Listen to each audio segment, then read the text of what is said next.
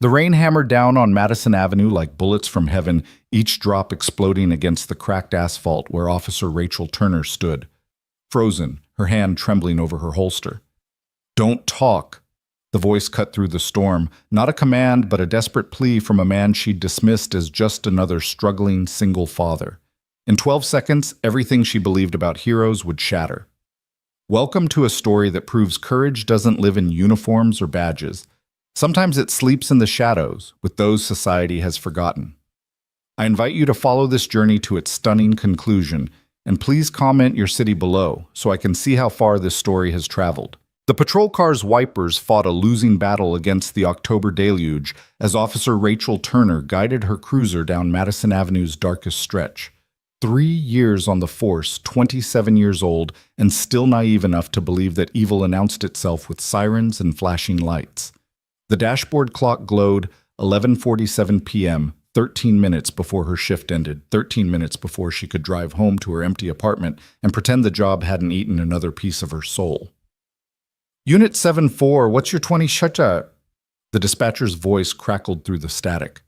Rachel grabbed the radio, her wedding ring, catching the streetlight, a ghost she still wore despite the divorce papers signed 8 months ago. "Madison and 3rd, heading back to the station." "Copy that. Stay safe out there, Turner. Stay safe." The words echoed hollow in the car's interior, mixing with the rain's percussion. She'd been safe her whole life, safe suburban childhood, safe college boyfriend who became a safe husband until he found someone safer than a cop's wife. Safe choices, safe routes, safe assumptions about who the good guys were and where danger lived. The streetlights flickered, casting amber pools that the rain immediately shattered. This part of Madison had been dying for years, strangled by foreclosures and forgotten by city planners who preferred their poverty invisible. Boarded windows stared like dead eyes from buildings that once housed dreams. Now they sheltered ghosts, human and otherwise. Rachel slowed the cruiser, something pulling at her instincts. 3 years of training screamed at her to keep driving to make it back to the station where coffee waited and fellow officers would complain about overtime. But something felt wrong. The rain seemed too loud, the shadows too deep, the street too empty even for this forgotten corner of the city. She pulled over, engine idling, watching the rain cascade down her windshield in rivers. Her hand unconsciously checked her service weapon, a Glock 19 with 15 rounds she'd fired thousands of times at the range, but never once in anger. The weight felt both reassuring and accusatory. "Just 13 minutes, she whispered to herself, but her hand was already reaching for the door handle. The rain hit her like a physical force, immediately soaking through her uniform despite the department-issued raincoat. Water ran off her cap's brim in steady streams, blurring her vision. She should have stayed in the car, should have driven away, should have listened to that voice. Every cop develops the one that whispers about going home alive. Instead, she stood there, rain drumming against her shoulders, searching the darkness for whatever had made her stop. The street stretched empty in both directions, lined with the skeletal remains of what had once been a thriving commercial district. Lee's Hardware shuttered. Marino's Deli foreclosed. The old Regal Theater condemned. Each storefront a tombstone marking the death of someone's American dream. Movement caught her eye, subtle, almost lost in the rain's chaos. There, pressed against the brick wall of what used to be a pawn shop, stood a man. Not hiding exactly, but not wanting to be seen either. The rain had plastered his clothes to his body, revealing a frame that spoke of meals missed and pride swallowed. Beside him, a German shepherd mix sat alert, its fur matted with rain, but its eyes sharp with intelligence. Rachel's hand drifted toward her holster, not drawing, just finding comfort in proximity. She'd answered enough domestic calls, enough disturbances to recognize the signs of trouble. But this man didn't have the aggressive stance of someone looking for a fight. If anything, he seemed protective, watchful. She took 3 steps forward, her boots splashing through puddles that reflected the dying streetlights. The man didn't move, didn't run, didn't threaten. He simply watched her approach with eyes that held too much knowledge for someone the world had clearly beaten down. "Sir, are you all right?" Her voice carried the professional distance they'd taught at the academy, firm but not aggressive, concerned but not involved. The man's lips moved, but the rain swallowed his words. She moved closer, close enough now to see the lines etched deep in his face. Not age lines, but the kind carved by worry and sleepless nights. His clothes, despite being soaked, were clean. worn thin at the elbows and knees, carefully patched in places but clean. This wasn't a vagrant or an addict. This was someone trying desperately to hold on to dignity while the world stripped it away piece by piece. "Don't talk," he said louder this time, but still barely audible over the rain's roar. "Just listen." Every protocol, every training scenario flashed through Rachel's mind. This could be a distraction, a setup, a dozen different dangers wrapped in rain and shadow. Her hand tightened on her weapon's grip, still holstered but ready. "Sir, I need you to—" "Please." The word cracked like ice breaking. "He's been watching you." The rain suddenly felt colder. Rachel's eyes swept the street, seeing nothing but sensing everything. The shadows seemed to breathe the darkness pulse with hidden threat. "Who's been watching me?" She kept her voice steady, despite the adrenaline flooding her system. The man David, though she didn't know his name yet, lifted his chin slightly, indicating something behind her and to the left. Not obviously, not dramatically, just the smallest gesture that spoke of someone who'd learned to communicate danger without attracting it. "Silver Honda. Parked since you started patrol. Engine running. Driver never got out." Rachel didn't turn immediately. Training kicked in? Never turn your back on a potential threat. Never reveal what you know until you're ready to act. Instead, she angled her body using her peripheral vision to catch the vehicle he'd described. They're half hidden behind a dumpster exhaust, visible in the rain-cooled air. How had she missed it? "You're sure?" David nodded, water streaming from his hair. "I see things. People ignore me so they don't hide from me." "He followed you from 10th Street. 10th Street. She'd made a traffic stop there 20 minutes ago. Routine speeding ticket, nothing memorable except the driver had been oddly nervous. Too nervous for a simple citation.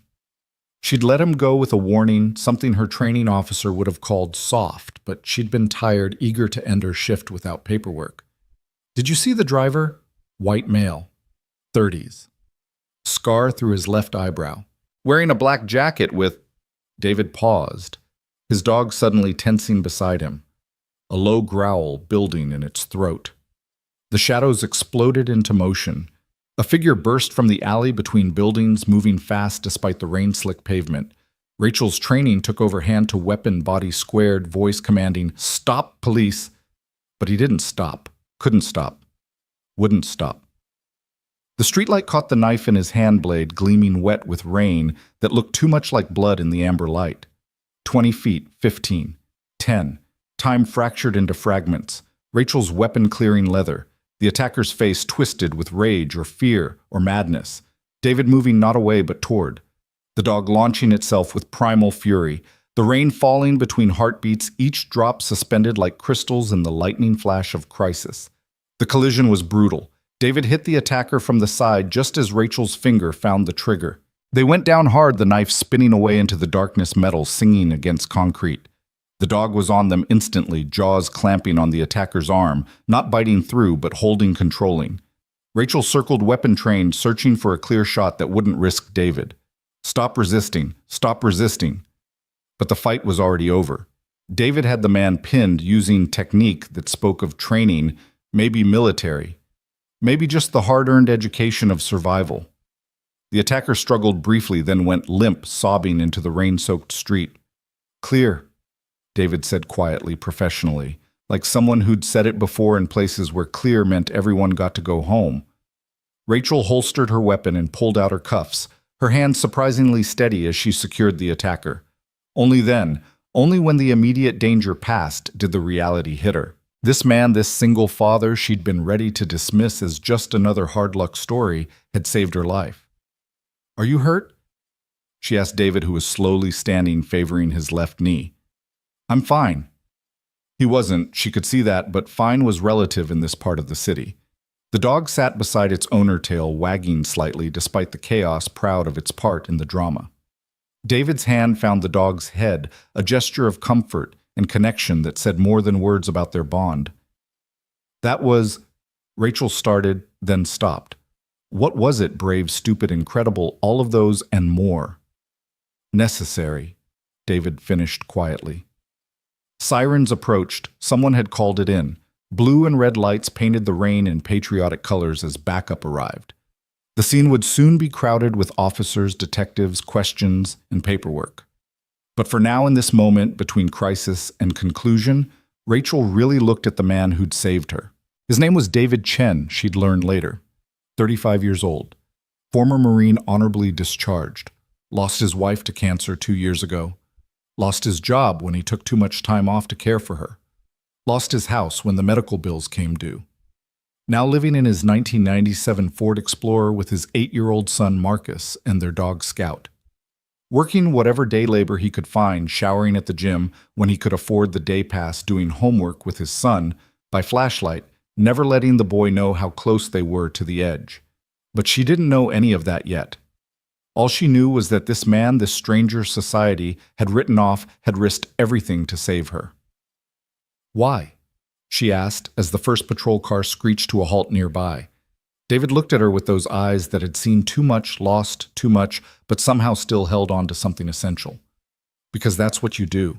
You see someone in trouble, you help. Doesn't matter who they are or what you have. You help. Officers swarmed the scene, taking control, asking questions. The attacker, Thomas Riley, they'd learned with a history of violence against women and a particular hatred for female officers, was hauled away, still sobbing about voices and debts, and someone named Angela who'd left him for a cop. David stepped back, blending into the background as naturally as breathing, the invisible man becoming invisible again. But Rachel wouldn't let him disappear. Not this time. I need your statement. She told him, which was true, but not the whole truth. David hesitated. People like him had learned to avoid official notice, to slip through the cracks rather than risk the system's attention. But something in Rachel's eyes, genuine gratitude maybe, or recognition of his humanity, made him nod. They sat in her patrol car while the rain continued its assault on the city, the heater running, windows fogging, creating a temporary sanctuary from the chaos outside. Scout curled in the back seat, finally relaxing. David gave his statement clearly, concisely, with the kind of attention to detail that made Rachel think he'd been more than just a Marine intelligence, maybe, or special operations. He'd noticed things others would miss. The Honda's license plate partial, but enough. The attacker's shoes expensive, inconsistent with his claimed unemployment. The way he'd held the knife, trained not street. You've done this before, Rachel said. Not a question. Different context, David replied, and she knew enough not to push. They sat in comfortable silence for a moment, watching the crime scene techs arrive, the rain still falling like it might never stop. Rachel thought about her safe life, her safe choices, her safe assumptions. Here was a man who had nothing but still gave everything, who lived in his car but maintained dignity, who could have walked away but chose to stand. Do you need anything? She asked. Medical attention, food? I could. We're fine. The reflexive response of someone who'd learned that accepting help came with costs. Pride, independence, sometimes safety itself. Your son, Rachel said carefully. Where is he now? For the first time, David's composure cracked slightly. At the library. They're open until midnight. He's doing homework. Marcus he's a good kid. Straight A's. Wants to be an engineer. Pride and pain mixed in his voice. He doesn't deserve this. Neither do you. David almost smiled, an expression that transformed his face, revealing the man he'd been before life's brutal mathematics had subtracted everything but survival. My shift's over, Rachel said, suddenly surprising herself. The library's about to close. How about I give you and Marcus a ride? We have a car. In this rain, with your knee. She'd noticed him favoring it more as the adrenaline wore off. Come on, let me do this. David studied her for a long moment. Trust was currency in his world, spent carefully and rarely. But something passed between them. Understanding maybe, or recognition of shared humanity despite their different circumstances. Okay, sit, he said finally. Thank you. They drove through the rain-soaked streets toward the library Scout alert in the back seat. David quiet beside her. Rachel thought about the randomness of it all, how she'd almost driven past, how David could have stayed hidden, how the knife could have found its mark. Thin margins between salvation and disaster, between hero and victim, between visible and invisible. The library appeared through the rain like a lighthouse, its windows glowing warm against the night, and there, visible through the glass doors, sat a young boy at a corner table, surrounded by books, writing intently in a notebook, while a security guard watched benevolently from nearby.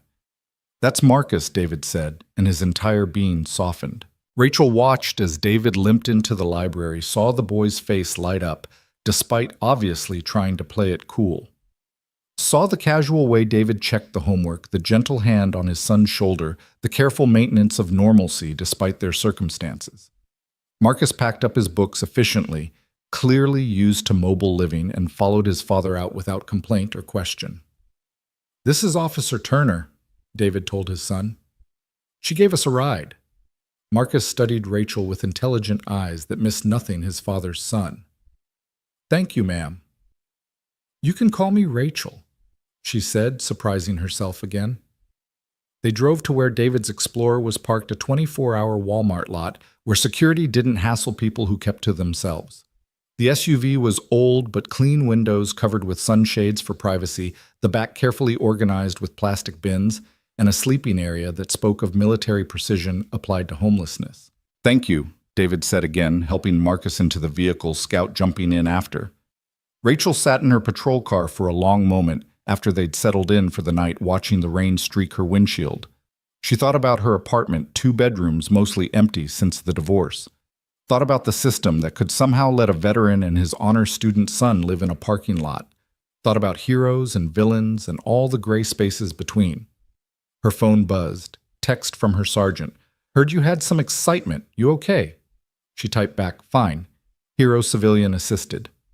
"Get his info for commendation." Rachel looked at the Explorer. Its windows now dark, a family settling in for another night of careful invisibility.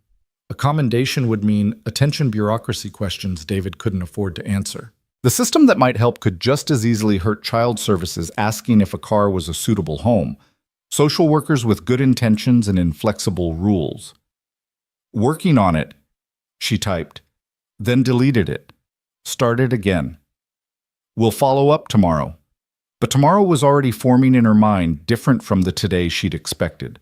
Tomorrow would involve conversations with people she knew, her cousin, who managed a restaurant and might need reliable help, her friend at the VA, who knew how to navigate the system's maze, the sergeant who ran the department's community outreach and had more flexibility than most.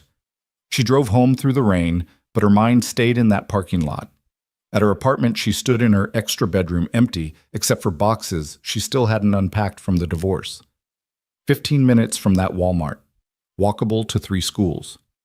The rental market was tough, she knew. Background checks and credit reports and first-last deposit created walls higher than most could climb.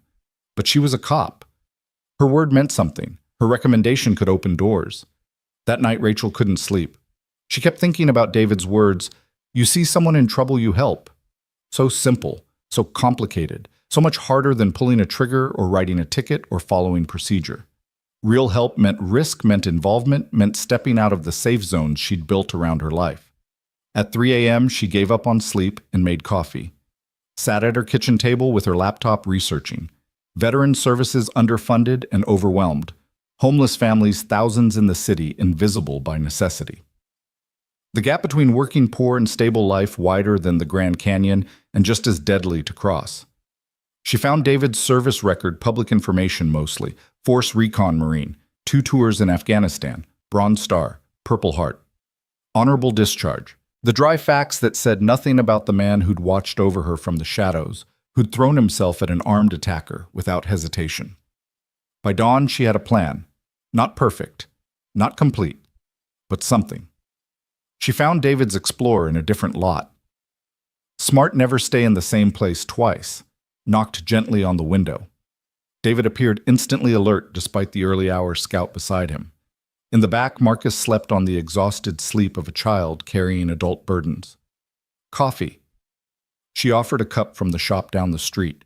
David accepted it carefully, stepping out of the vehicle to avoid waking his son. The morning was crisp, yesterday's rain leaving everything clean and sharp. "I want to help," Rachel said directly. No build-up, no dance around it. "We don't need—" "Stop." She held up her hand. "Yesterday you said when someone's in trouble you help. Well, I'm in trouble. I've been a cop for 3 years, and yesterday was the first time I really saw this city, really saw the people in it. That troubles me. So help me understand. Help me do better." David studied her over the coffee cup, steam rising between them like incense. It's not that simple. I know, but neither was jumping that guy with the knife. A small smile. That was simple. He was going to hurt you. I could stop him, so I did. Then let me be simple too. You need stable housing for Marcus. I have an empty bedroom. You need work that pays enough to get back on your feet. I have connections. You need someone to see you as more than a statistic or a problem. I see you. You don't know us. I know enough. I know you're the kind of man who saves strangers. I know you're raising a son who does homework in a library instead of running the streets. I know that dog would die for you both. That's character. Everything else is just circumstances. David was quiet for a long moment, watching the sunrise paint the sky in shades of hope. In the Explorer, Marcus stirred, waking to another day of pretending everything was normal at school while his life was anything but. There are things, David said slowly, about my service. Things that make traditional employment complicated. PTSD. Among other things. I have bad days. Days where I can't function the way employers expect. But you functioned yesterday when it mattered. That was different. That was clear. Right and wrong, protect and serve. Civilian life is, he struggled for words, murky. Rachel thought about her own struggles with the murkiness, the politics of policing, the compromise and frustration, the gap between what she'd hoped to be and what the job demanded. What if, she said carefully, we could find you something clear, something that uses what you're good at? Like what? She thought about yesterday, his observation skills, his ability to see what others missed, his instinct to protect. The department has civilian positions, community liaison, youth programs, things where your experience would be an asset, not a liability. They don't hire homeless veterans with PTSD for those jobs. They don't know what I know. They didn't see what I saw. Rachel pulled out her phone, showed him an email she'd drafted at 4 a.m. to her sergeant. A recommendation so strong it bordered on demanded. I've got 3 years of perfect record. Never asked for anything. Never pushed. That currency spends if you use it right. Why? David asked the same question she'd asked him yesterday. Because that's what you do. She echoed his words back. You see someone in trouble, you help. Marcus appeared in the Explorer's window, rubbing sleep from his eyes. He saw his father talking to Rachel and smiled a child's smile, trusting and innocent despite everything. Hi, Officer Rachel, he called out. Hey, Marcus, how'd the homework go? Got it all done. We're studying the Revolutionary War. Did you know George Washington's troops went the whole winter at Valley Forge with barely any food or shoes, but they didn't give up? Rachel looked at David, saw him seeing her understand. The parallel wasn't lost on any of them. Your dad's a hero, she told Marcus. He saved me yesterday. Marcus nodded matter-of-factly. He does that. He saved a lady from a fire once and stopped a man from hitting his kid at the park. And, Marcus, David said, gently embarrassed. It's true, the boy insisted with 8-year-old certainty. Rachel made a decision, the kind that changes lives, hers, theirs, maybe others down the line. Marcus, how would you like to see your dad get a medal? The boy's eyes widened. David immediately shook his head. No attention. We can't. Trust me, Rachel said. I know how to do this right. Quiet ceremony, no media, just the department recognizing what you did.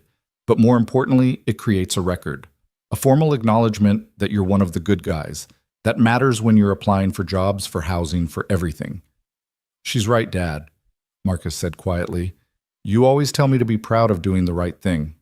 David looked between his son and Rachel, caught between pride and survival instinct, between staying invisible and stepping into the light.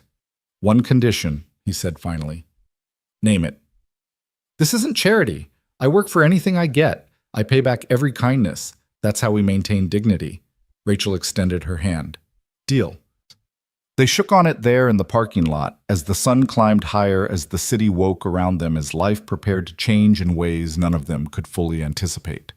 Over the next weeks, Rachel learned what real police work looked like. Not the arrests and reports, but the human connections that actually made communities safer. She vouched for David at the VA, navigated the bureaucracy with the determination of someone who'd seen too clearly what happened when the system failed. She convinced her sergeant to interview David for a civilian position part-time, at first working with at-risk youth. Who better to reach kids on the edge than someone who'd been over it and climbed back? The spare bedroom in her apartment became Marcus's first stable home in 2 years. The boy bloomed like a plant, finally given sunlight, his grades soaring even higher, his smile appearing more often. Scout patrolled the apartment like she'd always belonged there, splitting her time between guarding Marcus while he studied and sitting with David on the bad nights when the war came back uninvited. David struggled at first with accepting help with being seen, with trusting that this wasn't temporary. But gradually, incrementally, he began to rebuild. The part-time position became full-time. The VA finally came through with proper treatment. The nightmares decreased, though they never fully disappeared. Some wounds never completely heal. They just become part of who you are. 3 months after that night in the rain, David stood in the community center teaching a group of teenagers basic self-defense. Half of them had records. Most had stories that would break hearts. All of them listened when he talked because he didn't talk down to them. He knew their struggles weren't abstract. He'd lived versions of them. The thing about rock bottom, he told them, demonstrating a defensive stance, is that it's solid. You can build from there, but you got to be willing to see the people reaching down to help you up. And more importantly, once you're up, you got to reach back for the next person. Rachel watched from the doorway, still in uniform, just off shift. She'd made this her regular stop, checking in on the program, on David, on the kids who were starting to trust that maybe the system could include people who actually cared. After class, as the teenagers filed out, some nodding respect to Rachel, a few actually making eye contact, David approached her. "Thank you," he said, as he did every time they met. "Stop thanking me," she replied, as she always did. "You saved my life." "You saved mine," he countered, "and Marcus's. Then we're even." David smiled, that expression that still transformed his face, showing the man he was becoming again, or maybe for the first time, without the weight of war or loss or survival crushing him down. "There's someone I want you to meet," he said, gesturing to a woman sitting in the corner with a young child. "Sarah and her daughter. They're living in their car. Sound familiar?" Rachel looked at the woman, young, tired, holding herself with the kind of rigid control that suggested pride was all she had left. The child may be 5, coloring intently in a worn notebook. "You vouching for her?" Rachel asked. "She's good people. Just had bad circumstances pile up. Lost her job when the factory closed. Couldn't make rent. Been keeping it together for 6 months, but winter's coming." Winter. Rachel remembered David's stories about last winter, the constant cold, the struggle to keep Marcus warm, the fear that child services would take his son if anyone noticed their situation. "You have a plan?" David nodded. "There's a maintenance position opening at the shelter on 5th. I know the manager. He'll hire her if someone vouches. She's handy, knows electrical and plumbing. Her dad was a contractor, taught her the trades. And housing. That's where I was hoping you might help. You know landlords now, people who trust your word." Rachel did know landlords now. In 3 months, she'd built a network of people willing to take chances on her recommendations. Not charity, but calculated risks backed by her reputation, and when necessary, her unofficial guarantee that problems wouldn't become police problems. "I'll make some calls," she said. "I knew you would." David paused, then added, "She reminds me of something you said that first morning, about seeing the city for the first time, really seeing it." "Yeah. There are thousands of us. Invisible people, living in cars and shelters on the streets. Most of us aren't addicts or criminals. We're just people who fell through cracks that kept getting wider. A medical bill, a factory closing, a war that followed us home. And once you fall, climbing back up alone is almost impossible." Rachel thought about her safe life, how thin the margins really were. One injury, one job loss, one bad break, and anyone could be David or Sarah or the thousands of others trying to stay invisible while maintaining dignity. "So we make ladders," she said.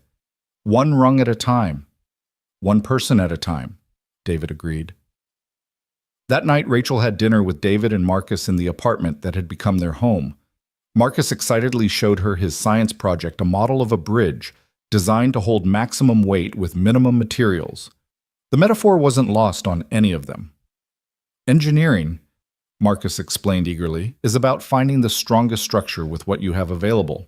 You can't always have the best materials, but you can always find the best design.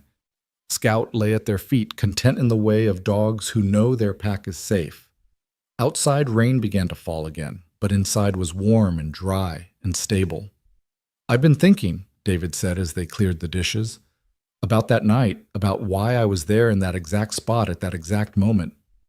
"Fate," Rachel suggested, half joking. "Purpose," David corrected. "For 2 years I thought I'd lost mine. Thought I was just existing, keeping Marcus fed and safe, but not really living. Then I saw you that night and I knew, clear as I've ever known anything. This was why I was there. All of it, the loss, the struggle, the invisibility, it put me in position to help when it mattered." "You would have helped anyone." "Maybe, but it wasn't anyone. It was you, someone who could help others, who would help others." That multiplies the good, doesn't it? Rachel thought about Sarah and her daughter, about the teenagers in David's class, about the ripples spreading out from one moment of courage in the rain. "Yeah," she said, "it does." Later, after Marcus had gone to bed and David had retreated to his room to wage his nightly battle with memories, Rachel stood at her window, watching the rain. The city spread out below millions of lights, hiding millions of stories. How many invisible people were out there? How many potential heroes dismissed as problems? How many David Chens waiting for someone to truly see them? Her phone buzzed. Text from dispatch about a homeless veteran causing a disturbance at a convenience store.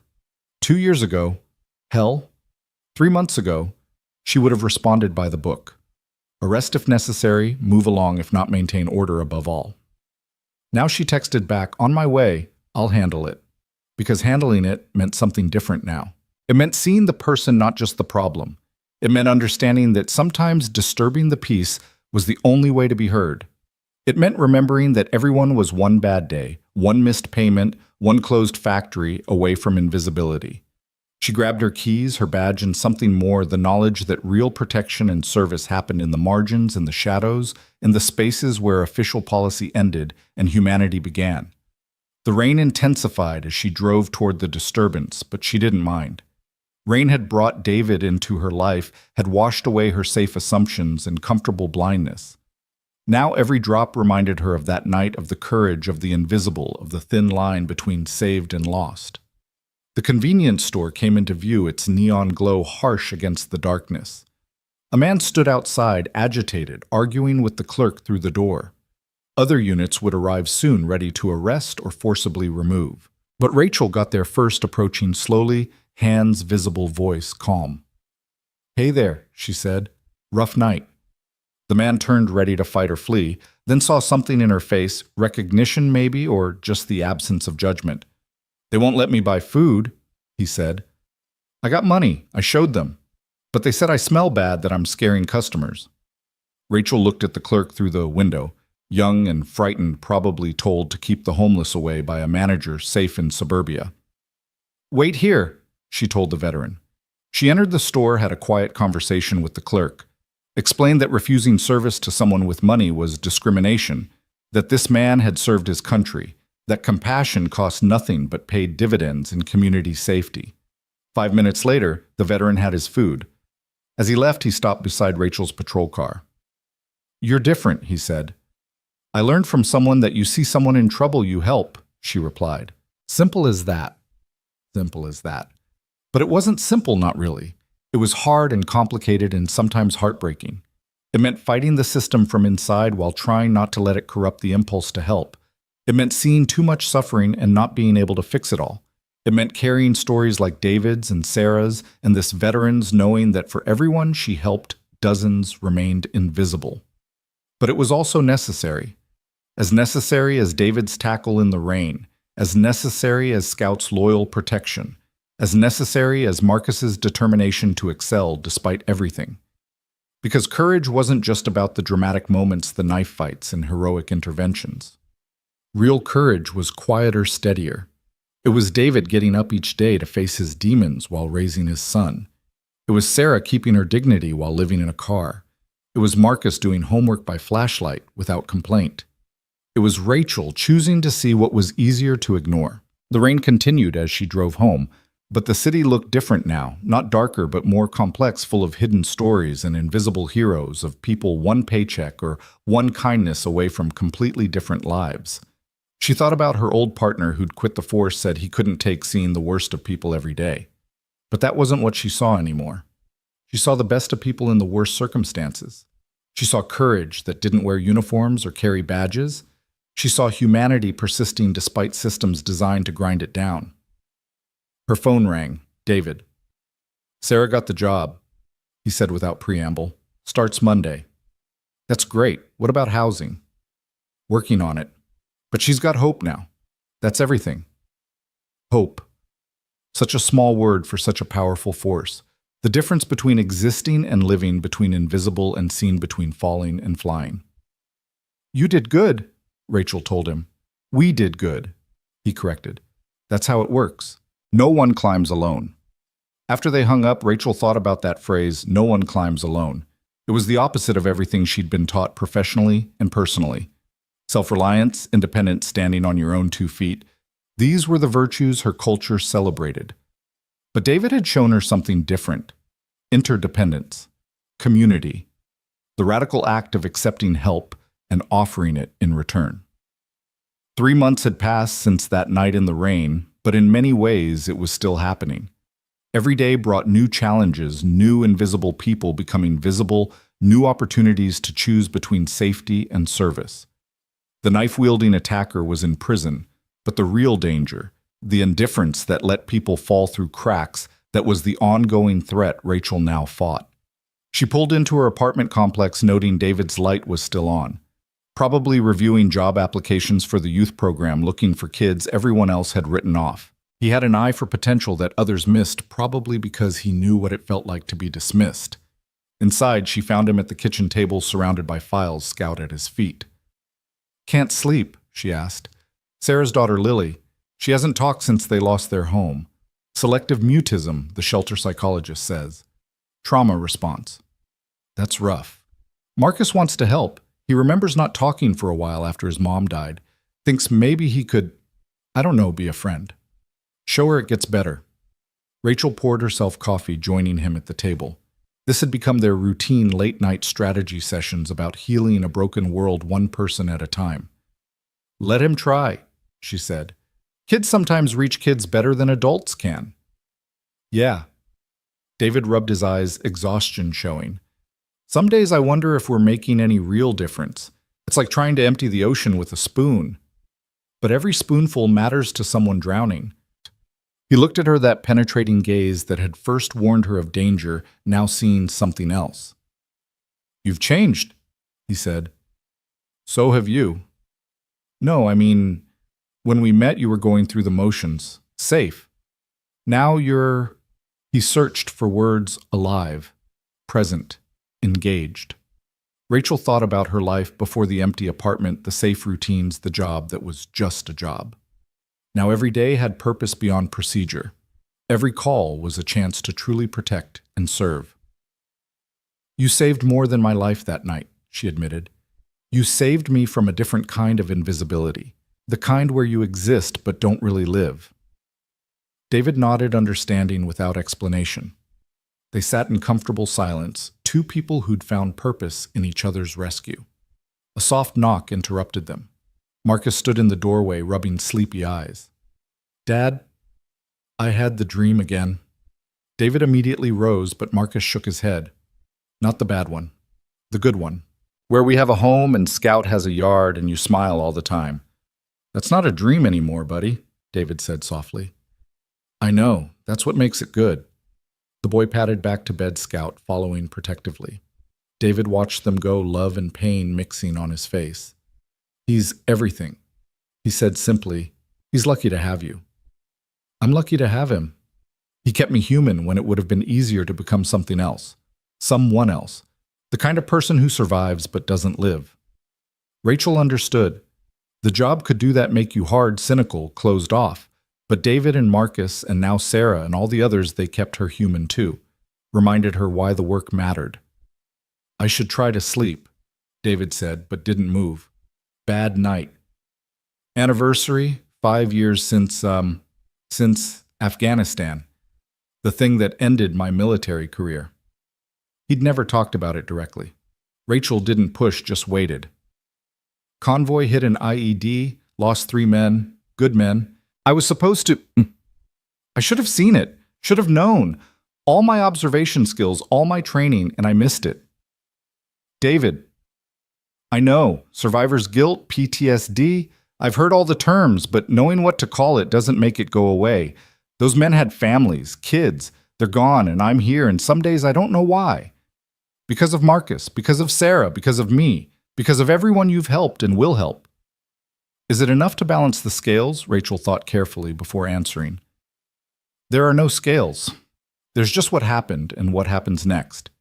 You can't save the men you lost, but you can honor them by saving others, by living with purpose, by teaching Marcus that good men don't give up especially when it's hard. David finally looked at her, really looked at her.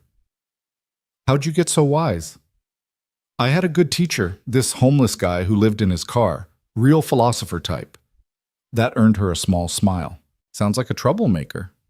The best kind. They sat there until dawn talking about everything and nothing about the people they'd been and were becoming about the city's invisible population and their visible dreams. When the sun finally rose, painting the apartment in golden light, David stood to make breakfast for Marcus. Thank you, he said as always. Stop thanking me, she replied, as always. But this time he shook his head. No, gratitude matters. It's what separates surviving from living. Being thankful means you recognize good in the world even when bad seems overwhelming. He was right, Rachel realized. Gratitude was a choice like courage, like seeing the invisible, like helping when it would be easier to walk away. Marcus emerged dressed for school, backpack ready. He hugged his father, then surprised Rachel with a hug too. Thanks for letting us stay, he said with 8-year-old sincerity. Thanks for making it home, she replied. As they prepared for their day, David to the community center, Rachel to her shift, Marcus to school, the apartment filled with the comfortable chaos of family. Not traditional family maybe, but real nonetheless. Forged in crisis, strengthened by choice, held together by something more powerful than blood or law. Before leaving, Rachel checked her phone. 3 messages about homeless individuals causing problems. Once she would have seen only the problems. Now she saw the people. Each call was an opportunity to connect, to redirect, to possibly save someone the way David had saved her. Be safe out there, David called as she headed to the door. Always am, she replied, then added, now. Because now she understood what safety really meant. It wasn't about avoiding danger, it was about facing it with backup, with community, with people who'd catch you if you fell. Real safety came from knowing you weren't alone, that invisible threads connected you to others who'd stand in the rain and fight for strangers. The city waited outside, full of its usual chaos and occasional miracles. Rachel adjusted her badge, checked her weapon, and stepped into it. Ready to serve and protect in ways the academy never taught, but David had demonstrated. Ready to see the invisible and make them matter. The warehouse district at dawn looked like a mouthful of broken teeth, each abandoned building a gap where commerce used to thrive. Rachel's patrol car moved slowly through the maze of empty loading docks and rusted fire escapes, her radio crackling with routine checks from other units. 6 months had passed since that night in the rain, since David Chen had changed the trajectory of her life, and now she saw these forgotten spaces differently, not as areas to avoid or quickly patrol through, but as potential shelters for the invisible, the places where people like David once sought refuge from judgment and cold. Unit 7-4. We've got a 1054 at the old Brennan Textile Building, dispatch called. Possible deceased called in by urban explorers. Rachel's stomach tightened. 1054 dead body. In places like this, it usually meant someone homeless had died alone, frozen or sick, or simply given up. She grabbed her radio. Unit 7-4 responding. ETA 3 minutes.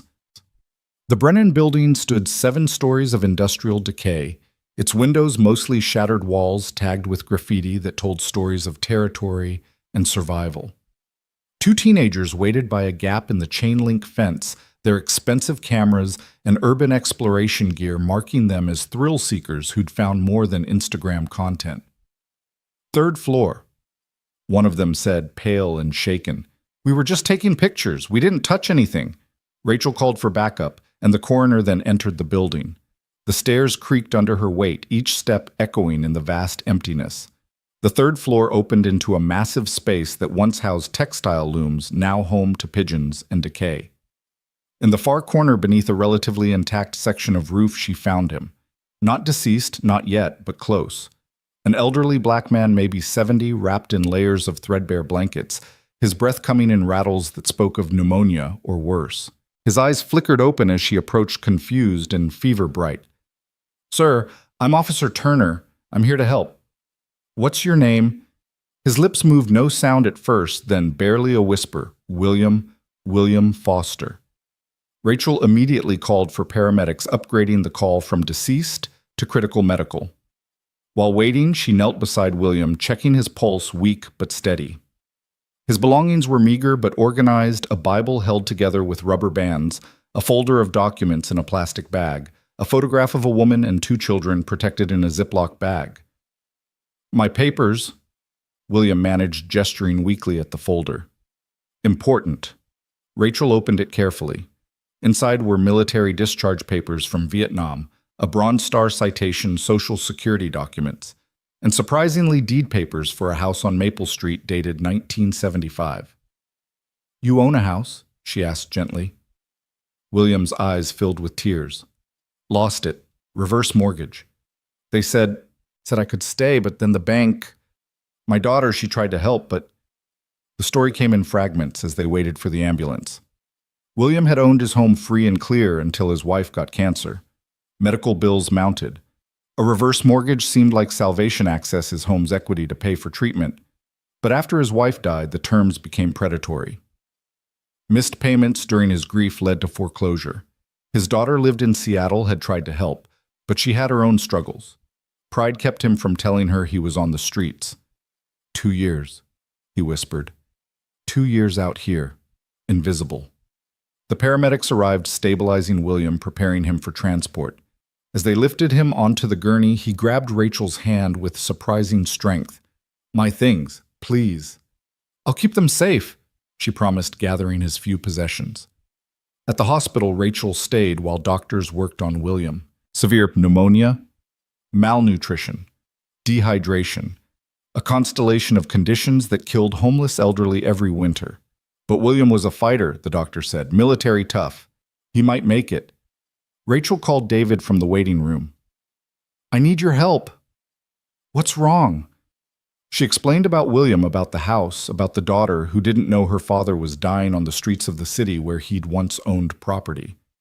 "I'll find the daughter," David said immediately. "What's her name?" Rachel checked William's documents. "Angela Foster Mills, Seattle area." "On it. How bad is he?" "Bad, but fighting." "Marines don't quit," David said quietly. "Neither do we." While David worked his networks, he'd become surprisingly good at finding people using skills from his intelligence days. Rachel dove into William's case. The reverse mortgage company Equity Solutions Inc. had a reputation. Dozens of complaints, particularly targeting elderly veterans. Legal, but predatory, operating in the gray spaces where ethics went to die. Her sergeant found her in the hospital cafeteria at shift change, still in uniform, surrounded by paperwork. "Heard you found another project," Sergeant Mills said, not unkindly. Since David's commendation ceremony, Mills had become more supportive of what he called Rachel's humanitarian tangents. He served in Vietnam, has a Bronze Star, lost his house to predatory lending. Now he's dying of pneumonia he caught sleeping in an abandoned building. Mills sat down, his expression hardening. "Equity Solutions. You know them." "My uncle almost lost his place to them. Bastards are legal vampires." He paused. "What do you need?" "Time, resources, maybe legal help." "The department has that new partnership with the Veterans Legal Alliance. I'll make a call." This was new Mills actively helping rather than just tolerating her efforts. The change had been gradual but real, spreading through the department as success stories accumulated. David's youth program had cut juvenile recidivism by 30%.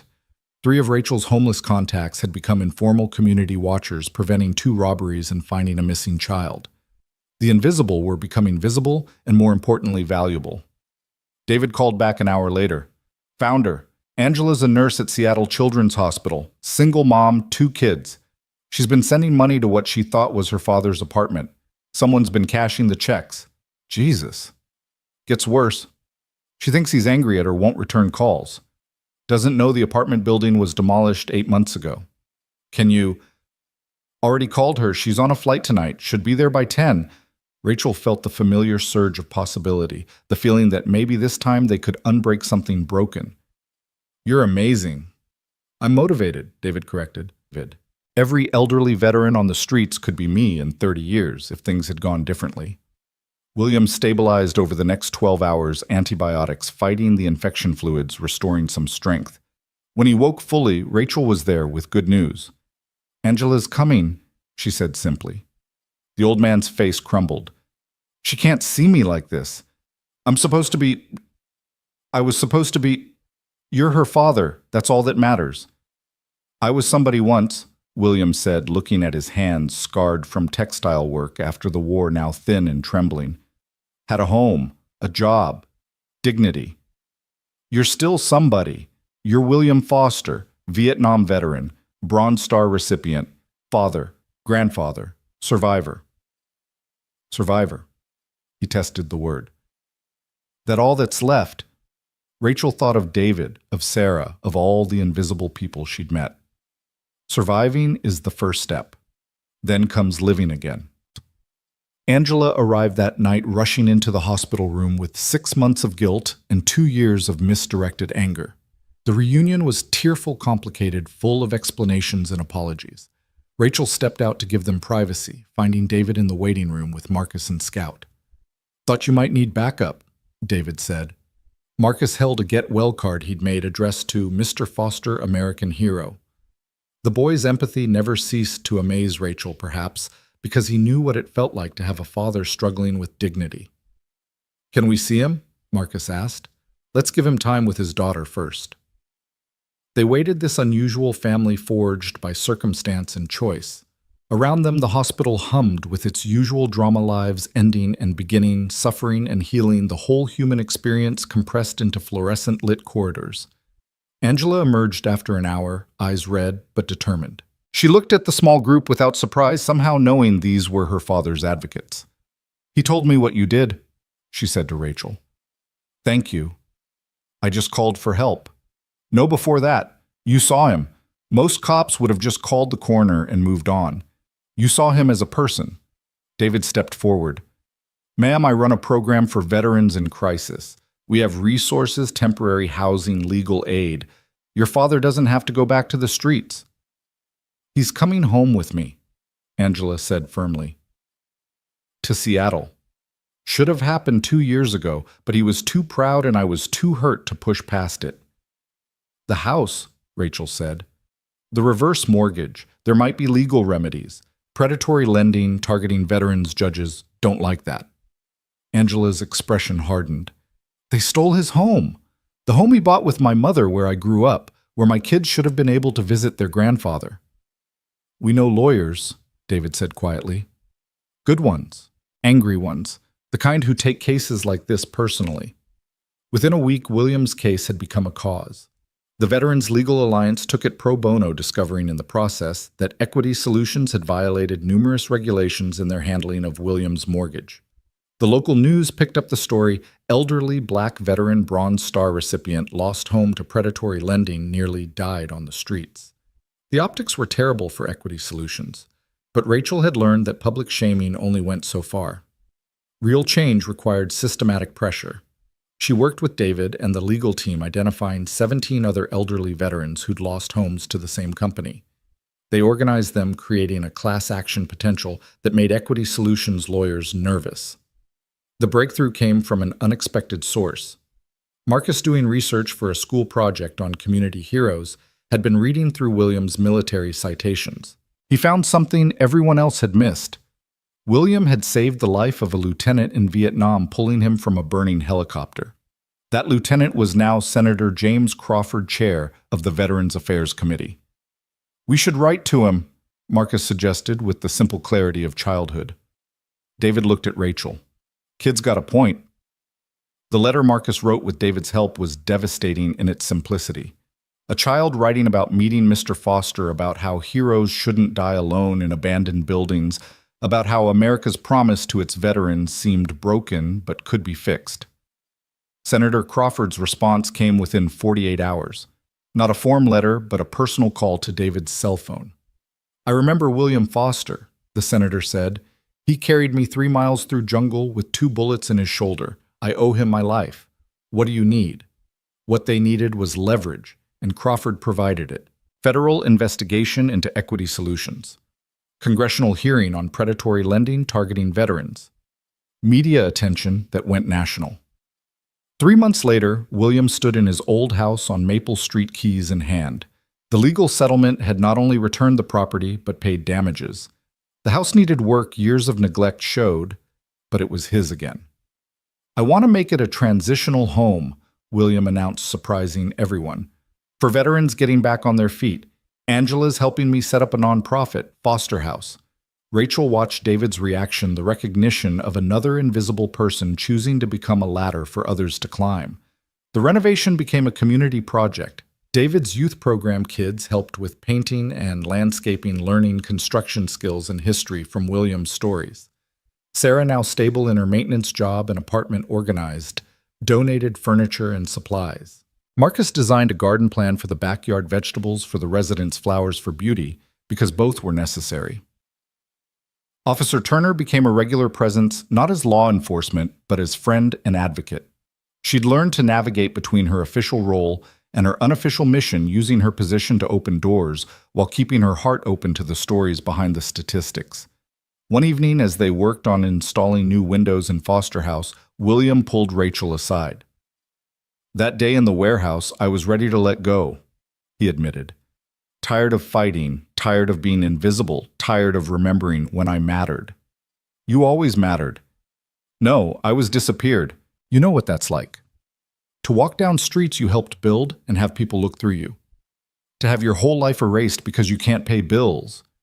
Rachel thought of David's words about invisibility, about the thousands of Williams in every city disappeared by circumstance and systems that valued property over people. "But you saw me," William continued, "and that young man David, he found my daughter. And now," he gestured at the house coming back to life, "now I get to be the one seeing others." The first resident of Foster House was James, a Gulf War veteran David had met at the VA. Substance abuse issues under control but requiring support. The second was Maria, a female veteran with 2 teenagers escaping domestic violence. The third was Charles, Vietnam era, like William, artist and philosopher, who'd chosen streets over shelters because shelters didn't allow him to paint. Each brought their own story, their own skills, their own version of invisible made visible. James was a master carpenter who led the continuing renovation. Maria knew computers set up systems for job searching and benefit applications. Charles painted murals on the walls, scenes of hope and homecoming that transformed the space from house to home. Rachel brought judges and city officials through Foster House, showing them what was possible when systems bent toward justice instead of just order. Some got it immediately. Others required more convincing. But gradually, the model spread.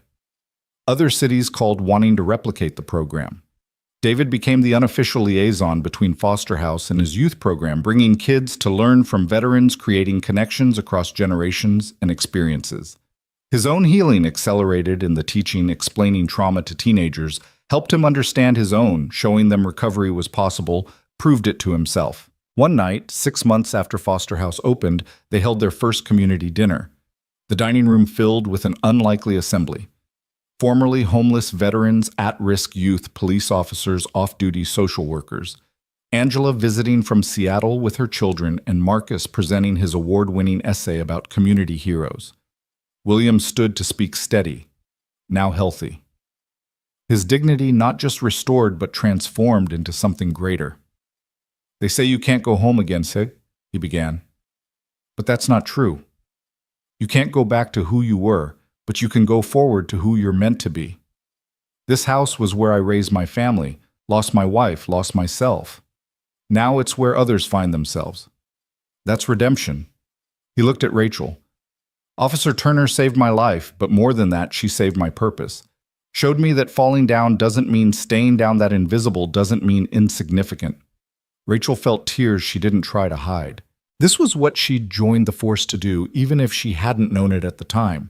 Not just arrest criminals, but arrest the fall of good people. Not just protect property, but protect potential. After dinner, as people mingled and Marcus taught William's grandchildren a card game, David found Rachel on the back porch. Scout lay between them, content in the way of dogs who sense their pack is whole. "Remember that night in the rain?" David asked. "Every day. I've been thinking about what you said about me saving your life. But the truth is we saved each other. You from a life of safe blindness, me from invisible despair. And now," David gestured through the window at the warm scene inside veterans and youth official and unofficial helpers, all connected by threads of compassion and shared humanity. "Now we're saving others, teaching them to save each other, creating a different kind of safety net, one made of people who see each other, really see each other." Rachel's radio crackled a call about a disturbance at a homeless camp near the river. Once she would have responded with backup and citations. Now she responded with knowledge and alternatives. "I should take this," she said. "Want company." She looked at David, no longer the desperate father from that night in the rain, but not fully free of those shadows either. None of them were. They'd just learned to use their shadows to provide shade for others. "Always," she said. They drove toward the river Scout in the back seat, rain beginning to fall again. But this time the rain didn't feel like danger. It felt like possibility, washing clean, nurturing growth, connecting sky to earth, to river to sea, all water eventually finding its way home. The camp appeared in their headlights, a collection of tents and tarps that represented both failure and resilience. The disturbance turned out to be a dispute over space, the kind of conflict that arose when too many people competed for too little safety. Rachel approached not with authority, but with David's presence and a simple question: how can we help? The conversation that followed was complicated, involving territorial disputes and stolen belongings and mental health crises. But underneath was the same theme: people who'd become invisible to society, still trying to maintain visibility to each other, to matter in whatever small way they could. "Foster House has emergency beds," David offered. "Not permanent, but enough to get through the storm." Some accepted, others didn't, too broken or proud or afraid to trust. But seeds were planted. Word would spread that the cop and the formerly homeless vet were real allies, that Foster House was real sanctuary, that invisible didn't mean forgotten. Driving back, Rachel thought about the journey from that night 6 months ago to now. Not just her journey or David's, but William's, Sarah's, Marcus's, Angela's. All of them connected by choices to see and be seen, to help and accept help. "We're not solving homelessness," David said, reading her thoughts, as he often did now. "We're not changing the system overnight. But we're changing something. Everything changes when you change how you see. When you recognize that the person in crisis could be you with different circumstances. When you understand that helping others helps yourself, that community isn't about proximity, but about purpose." They arrived back at Foster House to find William teaching Charles chess, while Maria helped Marcus with algebra and James fixed a leaky faucet. Angela's children played with Scout in the yard despite the light rain. Sarah had arrived with her daughter Lily, who still didn't speak but smiled now, especially around Marcus, who understood silence. This was the real victory. Not the dramatic rescue in the rain, not the legal triumph over predatory lenders, not even the successful establishment of Foster House. The real victory was this quiet evening of connection of broken people, helping other broken people become whole, or at least more whole than they were alone. Rachel's phone buzzed with a text from her ex-husband, reaching out after months of silence, saying he'd heard about her work, that he was proud of her, that maybe they could talk. She deleted it without response. That life-safe, conventional blind belonged to someone she used to be. The person she was now had different definitions of family success and love. "You good?" David asked, noticing her phone. "Better than good. Home." Because home wasn't just a place, but a purpose. Not just shelter, but sanctuary. Not just safety, but the courage to risk that safety for others. Home was William's recovered house becoming foster house. Home was David's car becoming Rachel's spare room, becoming a real home. Home was invisible, people becoming visible, becoming vital, becoming family. The rain intensified, drumming on the roof of foster house like applause from heaven. Inside, warm and dry, and together the formerly invisible continued their quiet revolution, one meal, one conversation, one connection at a time. They were writing new stories over old pain, creating beauty from brokenness, proving that redemption wasn't just possible, but perpetual, always available to those brave enough to see and be seen. As the evening deepened, Rachel helped serve second helpings of James's surprisingly good chili, while David led a discussion about job interview skills and William dozed in his chair, peaceful in his own home again. Marcus and Lily worked on a puzzle in the corner, comfortable in their shared silence. Sarah and Maria compared notes on surviving single motherhood. Charles sketched them all, capturing the moment in charcoal and possibility. This was what protection and service really looked like, not just arresting the bad but amplifying the good, not just maintaining order but nurturing justice, not just managing poverty but defeating invisibility with the radical act of genuine sight. Rachel caught David's eye across the room, and he smiled, that expression that still transformed his face, but came easier now. They'd found something in each other, and in this work, that neither had expected, not just purpose, but joy. Not the easy joy of comfort, but the hard-won joy of struggle, shared, of falling caught, of invisibility, conquered by community. Tomorrow would bring new challenges. More Williams dying in warehouses, more Sarahs living in cars, more Davids choosing between dignity and survival. The system wouldn't change overnight, might never fully change. But tonight in this house, reclaimed from loss, surrounded by people, reclaimed from invisibility, they had something powerful, proof that another way was possible.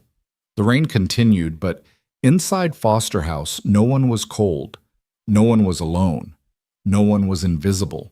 And in that warmth, that community, that visibility lived the seed of revolution, not the violent kind that destroyed, but the quiet kind that created one, saved life at a time. One opened eye at a time, one foster house at a time, until the city itself would be transformed by the radical idea that everyone mattered. Everyone could be seen, everyone deserved home. The news arrived on a Tuesday morning that started like any other, with Rachel reviewing case files while David prepared breakfast for Marcus. The call came from Sergeant Mills, his voice tight with barely controlled anger. "Turner, you need to see the news. Channel 7, now." Rachel found the remote, flipping to the local news, where reporter Jennifer Hayes stood in front of Foster House, her perfectly styled hair untouched by the morning wind. Behind her, Rachel could see William on the porch, his face a mask of disbelief and growing fury. "In a shocking revelation," Hayes announced with the practiced gravity of someone who'd never missed a meal, "we've learned that Foster House, the celebrated transitional home for veterans, has been harboring a convicted felon. Our investigation reveals that one of the residents, Charles Brennan, served 8 years in prison for armed robbery. Sources question whether allowing violent criminals to live alongside vulnerable veterans is appropriate, even reckless." David's coffee mug hit the counter hard enough to crack. "How did they—" "Someone leaked it," Rachel said, her mind already racing through possibilities. "Someone who wants Foster House to fail." The phone started ringing immediately. City officials who'd supported them were suddenly unavailable. Donors expressed concerns. The VA wanted an emergency meeting. In 30 seconds of television, months of work began unraveling. Rachel arrived at Foster House to find it surrounded by news vans and protesters. Some held signs reading, "Veterans deserve better," and "No criminals near our kids." Counter-protesters had also gathered Foster House supporters and graduates, holding their own signs, "Second chances save lives," and "Judge actions not passed." Inside, she found controlled chaos. William sat with Charles, who looked like he'd aged 10 years overnight. James paced by the window, fists clenched. Maria tried to keep her teenagers from seeing the news. And Marcus, home from school, with a suspicious stomachache, sat beside Charles with fierce 8-year-old loyalty. "I should leave," Charles said quietly. "I won't let my past destroy what you've built." Like hell, William responded. This is your home. You've been nothing but helpful since you arrived. Your past is past. Tell that to them. Charles gestured toward the window where photographers pressed against the glass like vultures sensing carrion. David entered through the back door, having snuck past the media circus. I've been making calls. The leak came from Equity Solutions.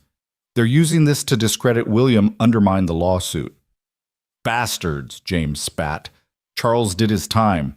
Been clean for 5 years. He made a mistake when he was 23 and strung out. He's 46 now. Different person. Rachel's phone buzzed. Text from her sergeant. Chief wants you here. Now. The meeting at the station was brutal. Chief Patricia Coleman, usually supportive, looked exhausted. Rachel, I've been fielding calls all morning. City council members, the mayor's office, community leaders. They're all running scared. From what a man who paid his debt to society and has been exemplary since... From the optics, Veterans Home harboring violent criminals makes everyone who supported it look bad. Makes you look bad. Makes the department look bad. So we abandon them. Let Equity Solutions win. Coleman's expression softened slightly. I'm not saying abandon. I'm saying be smart. Distance yourself temporarily. Let this blow over. With respect, Chief, that's exactly when they need support most. When it's hard. When it costs something. It could cost you your career, Turner. You've been on thin ice before with your unconventional methods. This could break it. Rachel thought of David that night in the rain, throwing himself at an armed attacker. No calculation of personal costs, just recognition of necessary action. Then it breaks. She returned to Foster House to find the situation deteriorating. Someone had thrown a brick through a window. The protesters had grown louder, and Charles sat at the kitchen table writing what looked like a goodbye letter. Don't you dare, Rachel told him. Charles looked up with eyes that had seen too much. Officer Turner, I'm grateful for everything, but I won't be the reason this place fails. These people need Foster House. I'm just one person. You're not just anything, Marcus interrupted, surprising everyone. The boy stood straight, channeling his father's courage. You taught me how to draw. You painted that mural that makes everyone smile. You stayed up with Mr. William when he had nightmares about the war. You're not your worst day. You're all your days, and most of them have been good. The room fell silent. David put his hand on his son's shoulder, pride evident despite the crisis. Charles's eyes filled with tears. Kid's got a point, he said shakily. The kid's right, William declared, and I've got something to say to those reporters. Before anyone could stop him, William walked onto the porch. The media surged forward shouting questions. He raised one hand, and something in his bearing, military, dignified, unbowed, quieted them. My name is William Foster. I served 2 tours in Vietnam. I've been awarded the Bronze Star and Purple Heart. I lost my home to predatory lending and nearly died on the streets. This house saved my life. The people in it saved my soul. Charles Brennan is one of those people. Yes, he has a past. We all do. Mine includes killing enemy soldiers who were probably teenagers. Does that make me a violent criminal? Or does context matter? Does growth matter? Does redemption matter? A reporter shouted, but he robbed a liquor store 23 years ago while addicted to drugs after his brother died in Iraq. He served his time, got clean, and has spent 5 years helping others. If we only judge people by their worst moments, then none of us deserve grace. But if we believe in the possibility of change and the power of community to transform lives, then Charles belongs here. We all do. Jennifer Hayes pushed forward. Mr. Foster, aren't you concerned about safety? William's gaze could have cut steel. Ma'am, I've lived with Charles for 4 months. He's taught art to troubled kids, cooked meals for new residents, and painted beauty onto walls that had only known ugliness. The only danger here is from people like you stirring up fear for ratings. The crowd stirred uneasily. Some protesters lowered their signs. Others pressed forward more aggressively. That's when Sarah arrived with her daughter Lily. They pushed through the crowd, Lily clutching something in her small hands. Without hesitation, they climbed the porch steps and stood beside William. Mr. Charles, Lily said, her voice small but clear, the first word she'd spoken in public since losing her home. I made this for you. She held up a drawing, a childish but recognizable portrait of Charles, teaching her to paint, both of them smiling. The silence that followed was profound. Sarah found the cameras. My daughter didn't speak for 8 months after we became homeless. Charles's art classes gave her a way to express herself. His patience and kindness helped her find her voice again. That's who Charles is now. That's who deserves to be here. The narrative was shifting. Rachel could feel it, see it, in the way some photographers lowered their cameras, the way some protesters began to look uncomfortable. But Jennifer Hayes wasn't done. What about the victims of his crime? Don't they deserve consideration? It was a fair question, one Rachel had been dreading, but Charles himself answered it, stepping onto the porch with quiet dignity. They do, he said simply. The family that owned that store, the clerk I terrorized, they deserve everything. That's why I send half my disability check to them every month, have for 5 years. It doesn't undo what I did, but it's what I can do. The clerk, Mr. Park, he forgave me, told me to help others the way I wish someone had helped me before I fell so far. That's what I'm trying to do here. David stepped forward, then Scout at his side. I'm David Chen, former Marine. I have killed people. In war, yes, but I've ended lives. Does that make me too dangerous to be around? Or do we recognize that people are complex, that our past actions don't have to define our future ones? James joined them. Former alcoholic, crashed my car drunk, could have killed someone. Should I be exiled forever? Maria stood. Domestic violence survivor. I fought back once hard enough to send him to the hospital. Am I too violent to deserve help? One by one, foster house residents and supporters stood with Charles, not denying his past, but refusing to let it erase his present. The visual was powerful, a community standing together against judgment for the radical idea that people could change. But Equity Solutions had more ammunition. The next morning brought new revelations. Charles had been in 3 fights in prison. Never mind that they were defensive, protecting younger inmates. The headline screamed about a violent pattern. Then came the financial attack. Suddenly, Foster House faced code violations that hadn't existed before. Permit requirements appeared from nowhere. The insurance company threatened to cancel their policy. It was a coordinated assault designed to destroy through bureaucracy what couldn't be destroyed through shame.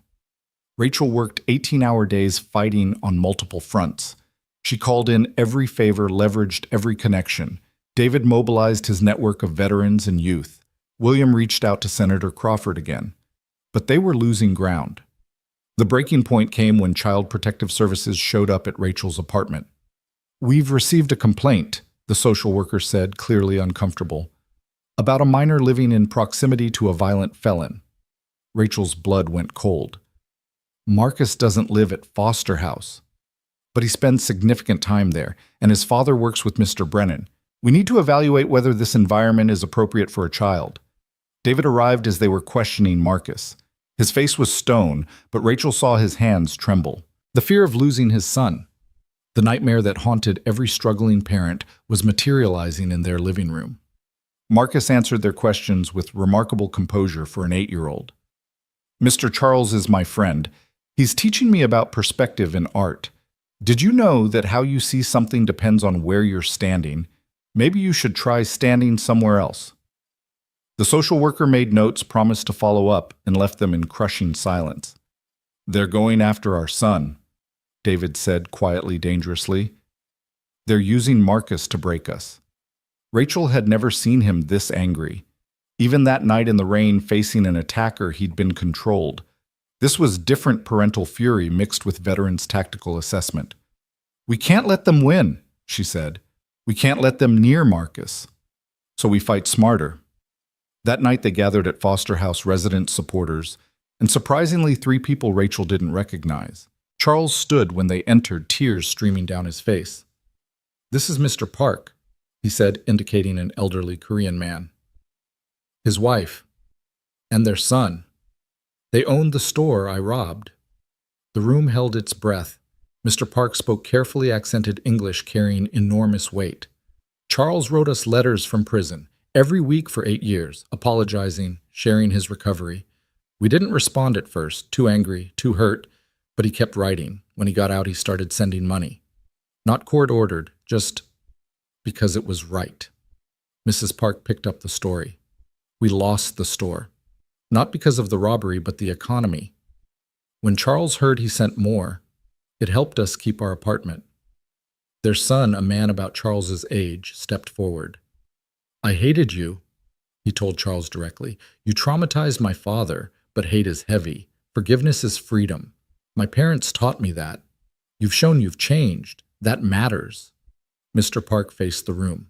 We came because we saw the news. They make Charles sound like a monster, but monsters don't spend years trying to repair harm.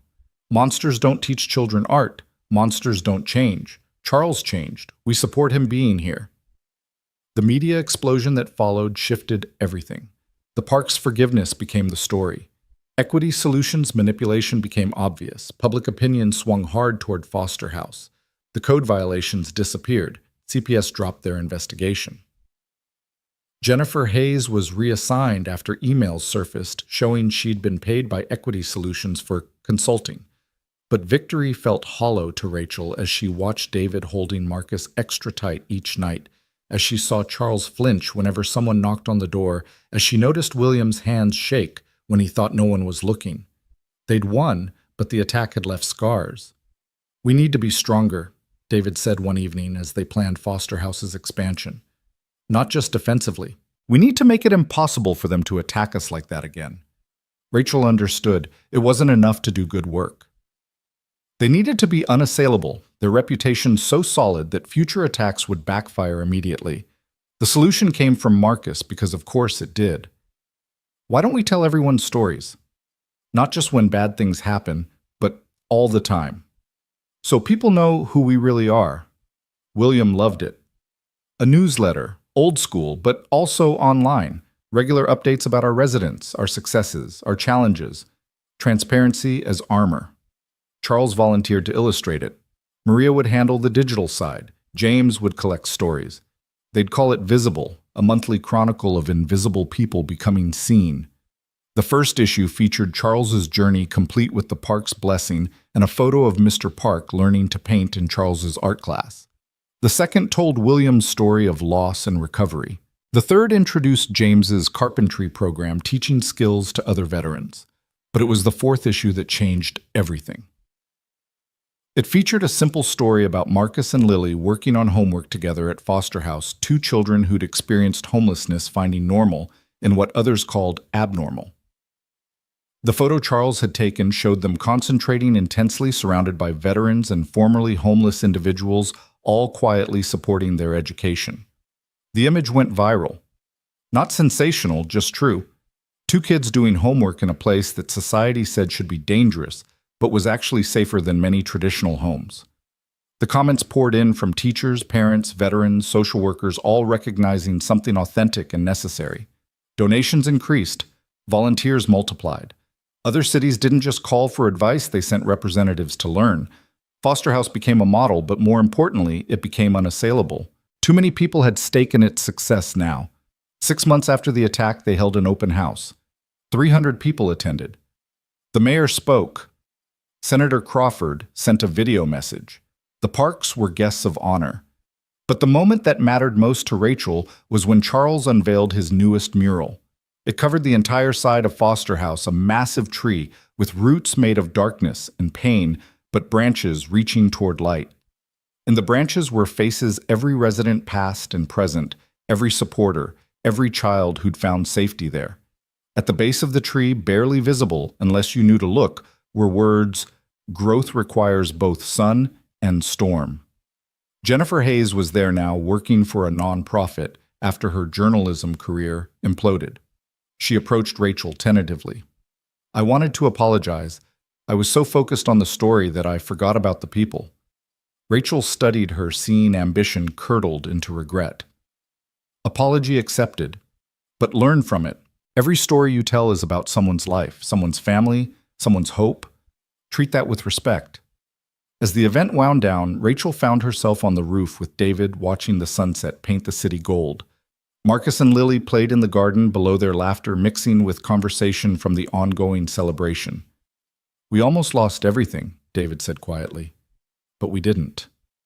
Because Charles's victims forgave him, because Marcus spoke up, because 1,000 small graces aligned. It could have gone the other way. Rachel knew he was right. They'd been lucky, but also prepared, also brave, also supported by community they'd built through months of patient work. That's why we keep building, she said. Make the foundation so strong that attacks just reveal the attacker's weakness. David nodded, then surprised her by taking her hand. They'd been dancing around something beyond partnership for months, both too scarred by past relationships to risk new ones. But surviving the attack had clarified things. Rachel, I know, she said. Me too. It wasn't a movie moment. No dramatic kiss or declaration. Just two damaged people recognizing something good and deciding to protect it. Like Foster House itself, not perfect, but real. Not easy, but worth it. Below them, William called everyone together for dinner. The dining room filled with unlikely family former addicts and accomplished professionals, veterans and civilians, children and elders, all connected by the radical act of seeing each other as human. Charles said grace, his voice steady and grateful. For second chances and third ones. For those who see us not as we were, but as we're becoming. For walls that become bridges and strangers who become family. For the courage to be visible, scars and all. Amen. The amens echoed from 24 throats, followed by the comfortable chaos of communal dining. Stories shared, jokes told, plans made. Sarah announced she'd been promoted to head of maintenance at the shelter. James had been hired to teach carpentry at the vocational school. Maria's son had been accepted to college with full scholarship, small victories that added up to revolution. But the biggest change was in the applications. Foster House now received 50 a month. Not just veterans, but their families, friends, fellow survivors. The model was replicating Foster House 2 was already under construction, funded by a combination of government grants, private donations, and surprisingly a settlement from Equity Solutions, who decided fighting Senator Crawford's attention wasn't worth it. Rachel's phone buzzed with a text from her chief. City Council wants to give you commendation. Ceremony next week. She showed it to David, who smiled. Look at you, from troublemaker to hero. We're all heroes, she corrected. That's the point. As dinner continued below, Rachel thought about the journey from that night in the rain to now. 2 years of transformation, not just for individuals, but for the community itself. The invisible hadn't just become visible. They'd become vital. The city was safer, not because more people were arrested, but because fewer people fell through cracks. David squeezed her hand. What are you thinking? About expansion. Foster houses in every neighborhood, art programs in all of them, job training, childcare. Make the safety net so tight that no one falls through. Ambitious. Necessary. Marcus appeared in the doorway. Dad, Rachel, Mr. William wants you. He has an announcement. They descended to find William standing at the head of the table, Charles beside him, both grinning. We got the grant, William announced. The big one. Federal funding for 10 foster houses nationwide. They want us to train the directors, share our model, spread what we've built. The room erupted in celebration. Maria cried. James pumped his fist. Sarah hugged Lily, who was smiling wider than anyone had ever seen. Charles just stood there, overwhelmed by the journey from condemned criminal to national model creator. But it was Marcus who said what mattered most. We're going to help so many people. Yes, Rachel thought, looking around the room at faces that had gone from desperate to determined, from invisible to invaluable. They were going to help so many people, not through charity, but through community, not through pity, but through recognition of shared humanity. The work would be hard. There would be more attacks, more setbacks, more nights when the weight of need seemed crushing. But there would also be more moments like this victory snatched from defeat. Families forged from strangers, hope built from hopelessness. Outside, night fell on the city, but inside Foster House, light blazed. Not just electrical, but emotional, spiritual. The light of people who'd walked through darkness and chosen to become torches for others. The revolution they'd started with one saved life in the rain had become a movement, quiet but unstoppable, spreading one foster house at a time. Tomorrow, they'd start planning the expansion. Tonight, they celebrated survival and transformation. The extraordinary, ordinary people who'd refused to remain invisible, who demanded to be seen and in being seen, had changed how the entire city saw itself. Rachel caught Charles adding finishing touches to his mural by floodlight, adding one more face to the tree Jennifer Hayes painted small but present, because even those who'd attacked them could be redeemed, could become part of the story of growth and grace. That was the real revolution, not destroying enemies, but transforming them into allies. Not winning through force, but through the irresistible power of visible humanity. It had started with David saving Rachel in the rain. It would continue as long as people chose to see each other, really, see each other and recognize that everyone deserved the chance. Charles had been given the chance, they'd all been given the chance to become more than their worst moment, more than their circumstances, more than invisible. The Foster house stood strong against the nightlights burning in every window, a beacon for the lost and a fortress for the found, proof that sometimes the best defense against darkness was simply powerfully to shine. The letter arrived on a rain-soaked Thursday morning, 3 years after that first night when David had saved Rachel's life. Marcus found it sliding under their apartment door, no postmark, no return address, just Rachel's name written in careful script. Inside a single paragraph that changed everything. Officer Turner, you don't know me, but I know what you've done. Foster House saved my brother's life. Now I need your help. There's something happening you need to see. Tomorrow 2 a.m., the abandoned Riverside factory. Come alone. Trust me like my brother trusted you.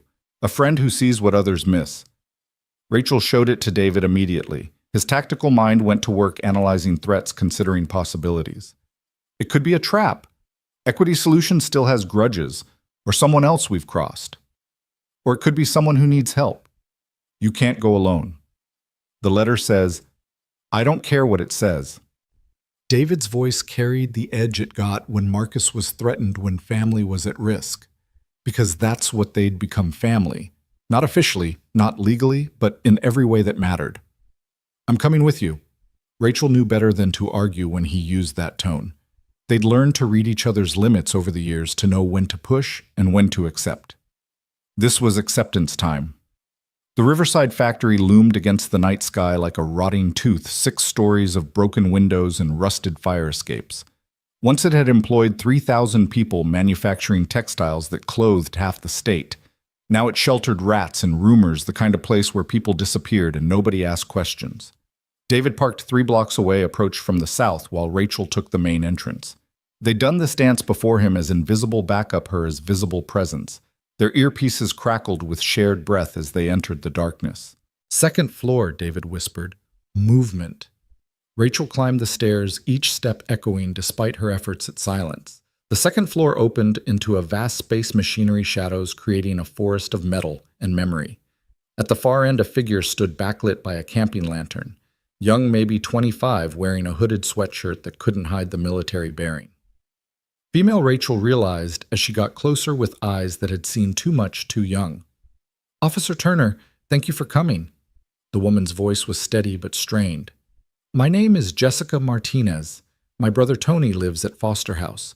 You helped him after he got back from Afghanistan. Rachel remembered Tony's severe PTSD, traumatic brain injury, suicide attempts.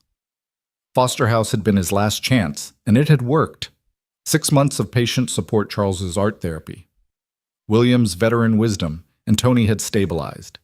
Last she'd heard, he was working construction and dating a nurse from the VA. Tony's doing well, Rachel said carefully, because of you, because of Foster House. Jessica pulled back her hood, revealing close-cropped hair and a bruise fading on her left cheek. That's why I'm here. There are others who need what Tony got, but they can't come forward, not officially. Why not? Jessica glanced around nervously. Because they're not supposed to exist. Before Rachel could respond, footsteps echoed through the factory. Not David's careful movement, multiple people moving with purpose. Jessica's hand went to her waistband where Rachel glimpsed a pistol. Did you set me up? Rachel's hand found her own weapon. No, they must have followed you. Or me. Damn it! Jessica grabbed the lantern, smashing it against the ground, plunging them into darkness. This way! Quick! They ran through the maze of machinery, Jessica leading with surprising confidence. Behind them, voices shouted, flashlight beams swept the space. Rachel's earpiece crackled, David reporting 4 hostiles, maybe more, converging on their position. A door appeared in the darkness. Jessica yanked it open, revealing stairs going down. Underground tunnels. They connect to the storm system. Rachel hesitated. Following an armed stranger into underground tunnels violated every protocol, but something in Jessica's desperation, her genuine fear, made the decision.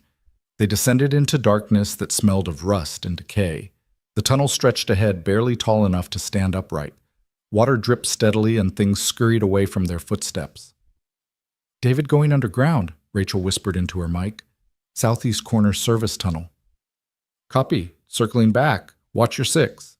They moved quickly through the tunnels, Jessica navigating turns without hesitation. After 10 minutes that felt like hours, she stopped at a section where the tunnel widened. A grate overhead let in streetlight. Safe enough to talk. "Explain," Rachel demanded. "Who are those people? What doesn't exist?" Jessica sat heavily against the tunnel wall, exhaustion showing. Black sites. Off-the-books operations. Some military, some contractors, some nobody claims. People like my brother weren't the only ones broken by war. Some got broken by what they were ordered to do after. Things that officially never happened. Rachel felt cold that had nothing to do with the tunnel. "You're talking about veterans who can't get help because their service doesn't exist on paper. Men and women who did terrible things under orders and now can't live with it. But they can't go to the VA because their records are sealed or destroyed. Can't get therapy because they can't talk about what happened. They're killing themselves, Officer Turner. One by one in silence because the country that used them pretends they don't exist. How many? In this city, maybe 30. Nationwide, hundreds. Maybe thousands." Jessica pulled out a phone, showed Rachel photos. Men and women, all ages, all carrying that 1,000-yard stare Rachel had learned to recognize. They need what Foster House provides: community, understanding, a place to exist without questions. Foster House has to follow regulations, background checks, documentation. I know, that's why I'm not asking you to take them to Foster House. Jessica stood, resolution hardening her features. I'm asking you to help me create something new, something specifically for them. Footsteps echoed through the tunnels. David's voice crackled through the earpiece. "They're in the system, multiple entry points. You need to move." Jessica led them deeper through passages that narrowed and widened past junction points marked with symbols Rachel didn't recognize. Finally, they emerged through a drainage grate into an alley behind a row of warehouses. A van waited, engine running. Behind the wheel sat a man Rachel recognized with a shock, Michael Reeves, who'd supposedly died in Syria 2 years ago. She'd attended his memorial service, comforted his widow. "Hello, Officer Turner," Michael said quietly. "Sorry about the funeral. It was necessary." The world tilted. Rachel grabbed the van for support. "You're dead. Your wife, your kids, they think you're dead. It's better than knowing what I became, what I did." His hands gripped the wheel with white-knuckle force. "Get in! Those weren't random thugs in the factory. They're contractors cleaning up loose ends. We need to move." David materialized from the shadows, weapon drawn, but not quite aimed. "Rachel, what the hell is happening?" "I wish I knew." She made a decision based on instinct, the same instinct that had made her stop that night in the rain. "We're getting in the van." The ride was silent, except for Jessica giving directions. They ended up at a warehouse that looked abandoned from outside, but hummed with hidden life inside. The space had been converted, military precision evident in the layout. Cots lined one wall, a kitchen area occupied a corner, and a dozen people looked up as they entered. Rachel recognized the look in their eyes, the same haunted exhaustion she'd seen in David when they first met in William, dying in the textile factory, and Charles fighting his past. But underneath was something else: fear of discovery, of consequences for things they couldn't speak about. "This is our shelter," Jessica explained. "Unofficial, unfunded, probably illegal. We pool resources, share food, watch each other's backs. But we're drowning. 3 suicides in the last month. We need real help, but we can't exist officially." An older man approached, grizzled and wary. "You brought a cop here." "She's different," Jessica insisted. "She helped Tony. She understands." "Nobody understands unless they've been there." The man's accent suggested Eastern European origins. "Unless they've done things that don't go in reports, that don't get medals, that eat you alive from inside." David stepped forward. "Kandahar, 2009. Operation Red Wing." The man's eyes widened. That didn't happen. No, it didn't. But I was there. Second squad covering extraction. David pulled up his sleeve, revealing a scar Rachel had never asked about. Phosphorus burns from the warehouse fire, the one that killed those kids. Silence descended like a weight. The man studied David for a long moment, then nodded slowly. You understand. Rachel felt the ground shifting beneath her feet. David had never told her about Red Wing, about kids dying, about operations that didn't exist. How many secrets did the man she loved carry? We're not asking for much, Jessica continued. Just someone to know we exist. Someone who can maybe help when one of us is in crisis. Someone who won't ask questions we can't answer. You're asking me to operate outside the law? Rachel said carefully. We're asking you to operate inside humanity, Michael corrected. The law doesn't account for us. We're ghosts, but we're still human. We still need help. Rachel looked around the warehouse shelter, counted 15 people, maybe 20, each representing service that couldn't be acknowledged, trauma that couldn't be processed, sacrifice that couldn't be honored. What about therapy medication? There's a doctor, Jessica said. Former Navy. She was at Guantanamo involved in enhanced interrogation. She can't practice officially anymore, but she helps us. And there's a VA psychologist who sees us off the books, risks his license every session. But it's not enough. David moved through the space reading it with trained eyes. You need more than medical help. You need structure, purpose, community. Like Foster House, someone called out. Foster House is visible, Rachel said. You're saying you need to stay invisible. Not invisible, Jessica corrected. Anonymous. There's a difference. Over the next hours they talked, shared stories in vague terms, outcomes without specifics. Rachel learned about operations in countries America wasn't supposed to be in, actions that violated international law but were deemed necessary, the human cost of plausible deniability. One woman, Carol, had been a drone operator. I killed a wedding party, faulty intelligence, 43 dead including children. Command said it never happened, but I see their faces every night. A young man, maybe Marcus's age in 15 years, talked about interrogations in black sites. They gave us drugs to keep us awake, keep us aggressive. Now I can't sleep without seeing what I did. Each story was a weight, a burden these people carried alone because officially their trauma didn't exist. They couldn't even name their pain without risking prosecution or worse. What do you need? Rachel finally asked. A place, Jessica said. Like this, but better.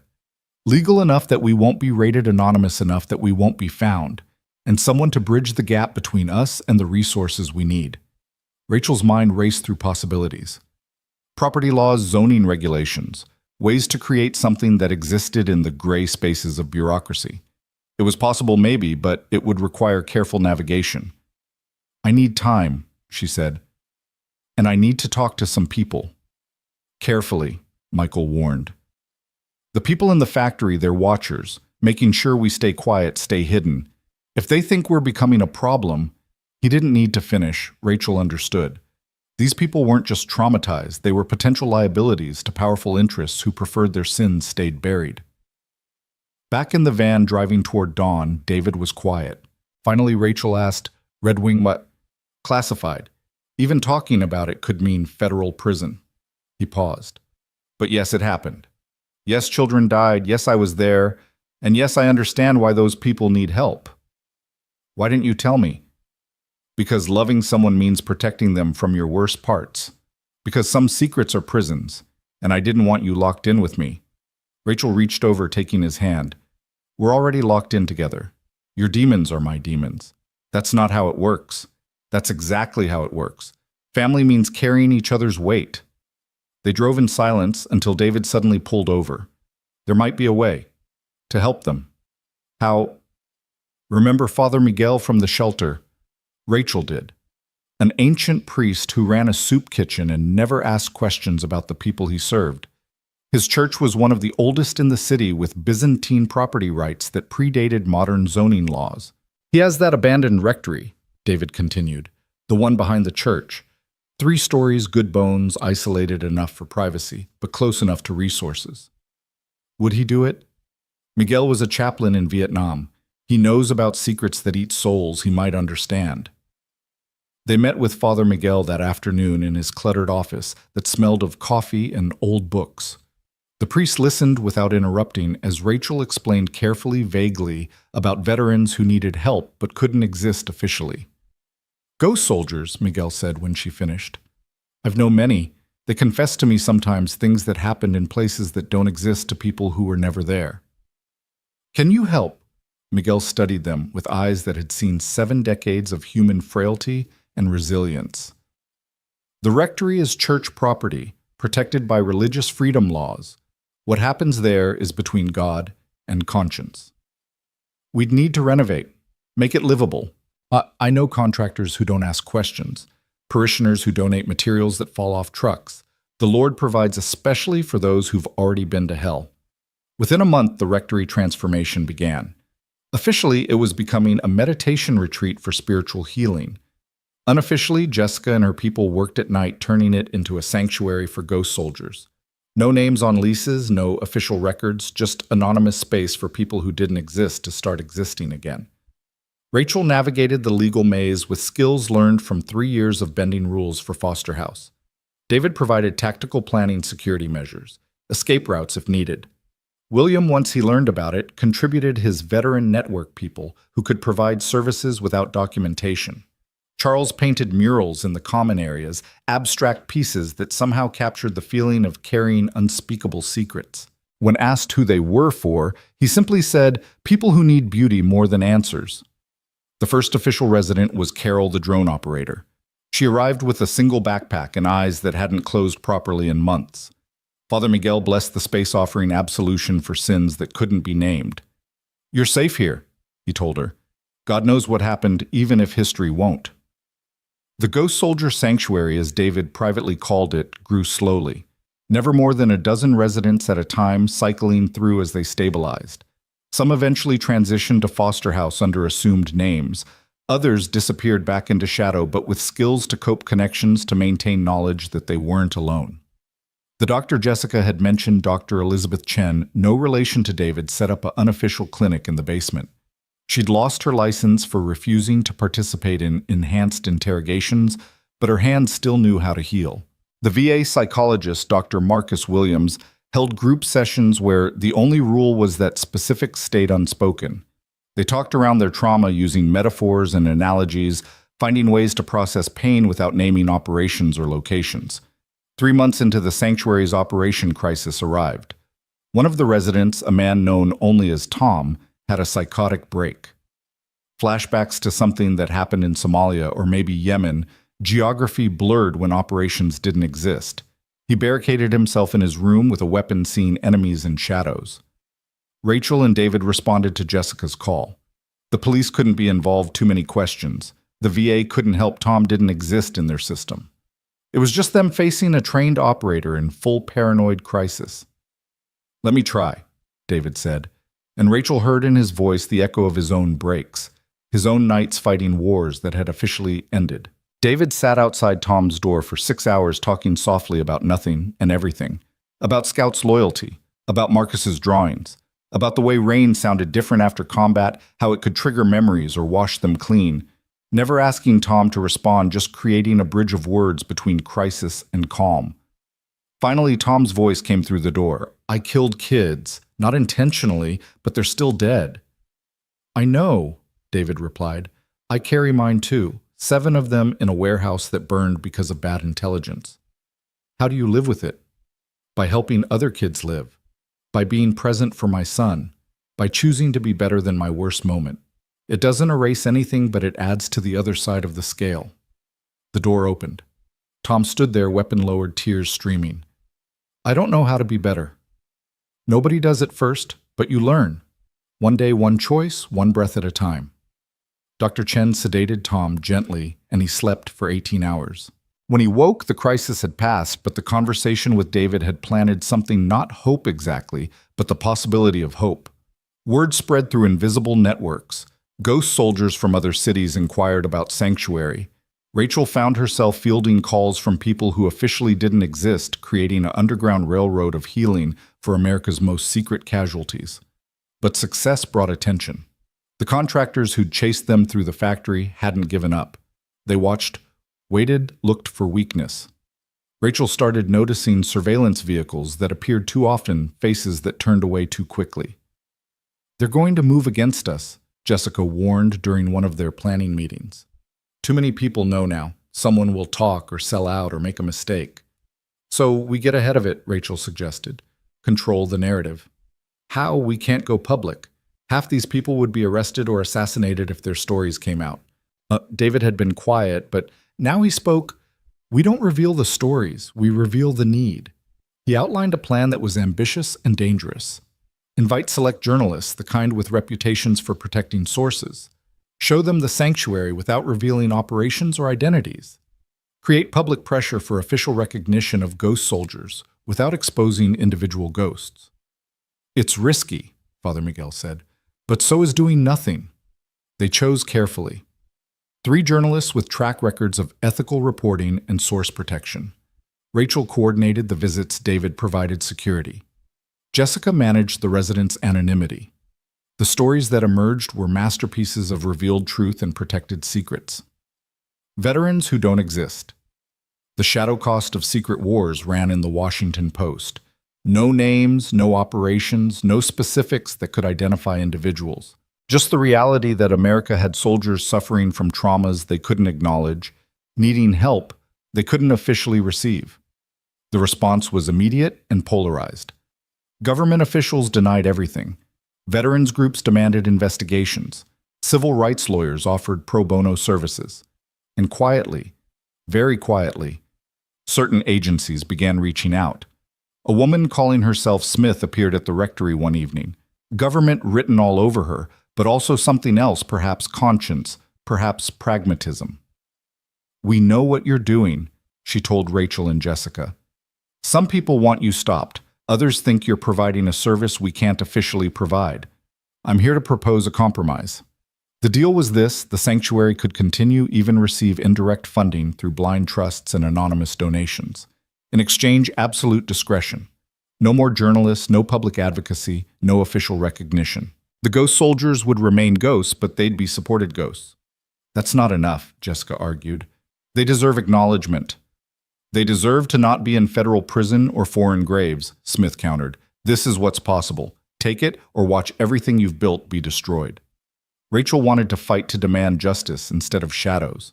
But she looked at the reality: 20 people getting help who'd had none more arriving each month, lives being saved, even if they couldn't be celebrated. "We take the deal," she decided, overriding Jessica's objections. "But we keep pushing privately. Every ghost we save is evidence that the system needs to change." The sanctuary evolved under its new constraints. Officially, it remained Father Miguel's meditation retreat. Unofficially, it became a crucial way station for America's most hidden veterans. The funding Smith had promised materialized. Never traced, never acknowledged, but real enough to provide food, medicine, and most importantly, time to heal. Some residents discovered peace. Tom, the operator who'd barricaded himself, became the sanctuary's unofficial maintenance chief, finding salvation in fixing broken things. Carol started teaching art therapy, following Charles's model, but adapting it for people whose stories couldn't be told directly. They painted their demons in abstract forms, exercising through color what couldn't be spoken in words. Others passed through briefly, gathering just enough strength to continue carrying their secrets. A few didn't make it, suicide claimed 2 residents despite all efforts. Each loss hit the community hard reminder that some wounds went too deep for healing, but more survived than died. More found ways to live with unspeakable memories than surrendered to them. The sanctuary became proof that even ghosts could be saved, even if salvation came in shadows. One evening, as Rachel walked through the sanctuary checking on residents, she found David in the chapel with Tom and 3 others, not praying but talking quietly about something that had happened in Mosul. No details, just the careful dance of shared experience without exposure. "You understand," Tom was saying, "the weight of it, how it changes everything, even your dreams." David nodded. "But the weight becomes bearable when shared. Not lighter, but bearable." This was the real miracle, not the building or the funding or the official blindness, but the community. Ghost soldiers discovering they weren't alone in their haunting, that others carried similar secrets, similar shame, similar hope for redemption that might never come but was worth seeking anyway. As Rachel left them to their careful communion, she thought about the journey from that night in the rain to now. How saving one life had led to saving dozens, then hundreds. How David's courage had inspired her courage, which had inspired Jessica's, which had inspired countless others. Foster House now had 6 locations nationwide, all thriving. The Ghost Sanctuary remained singular but served as a model for similar underground efforts in other cities. The invisible were becoming visible even if some had to remain in shadow for safety.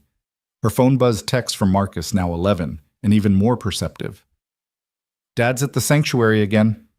Tell him dinner's at 7, and tell Tom his dog is welcome too. Scout needs friends." Rachel smiled. Marcus understood more than they'd told him, absorbed the fundamental lesson of their unconventional family.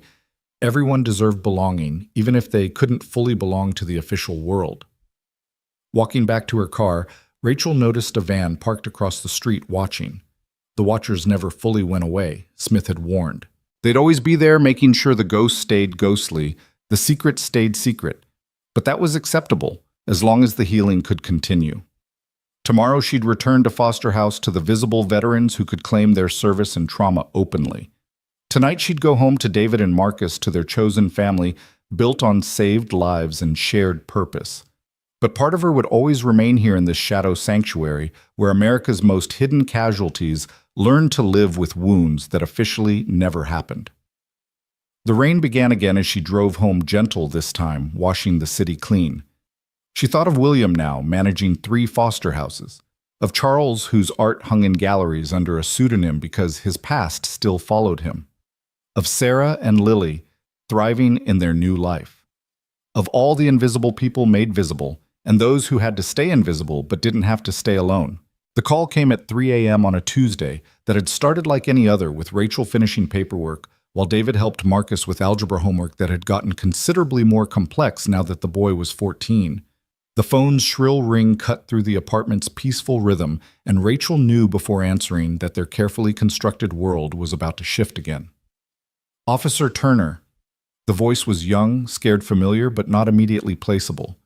"It's Lily, Sarah's daughter, my mom. Something's wrong. She won't wake up, and there's so much blood."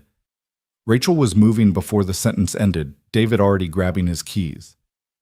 Marcus stirring from his room with the instinct of a child who'd learned to read crisis in adult movements. "Lily, did you call 911? "Yes, but there's something else. There's a man here. He says he's my father. He says he's taking me when the ambulance comes. Officer Turner, I don't want to go with him." The address Lily gave was 20 minutes away, but David made it in 12 running red lights, with the kind of precision that spoke of escape routes practiced in darker times. Rachel called it in as they drove. "Domestic disturbance possible, kidnapping attempt, officer responding." She didn't mention that she was off duty, that this was personal, that Sarah and Lily had become family in every way that mattered. They found chaos.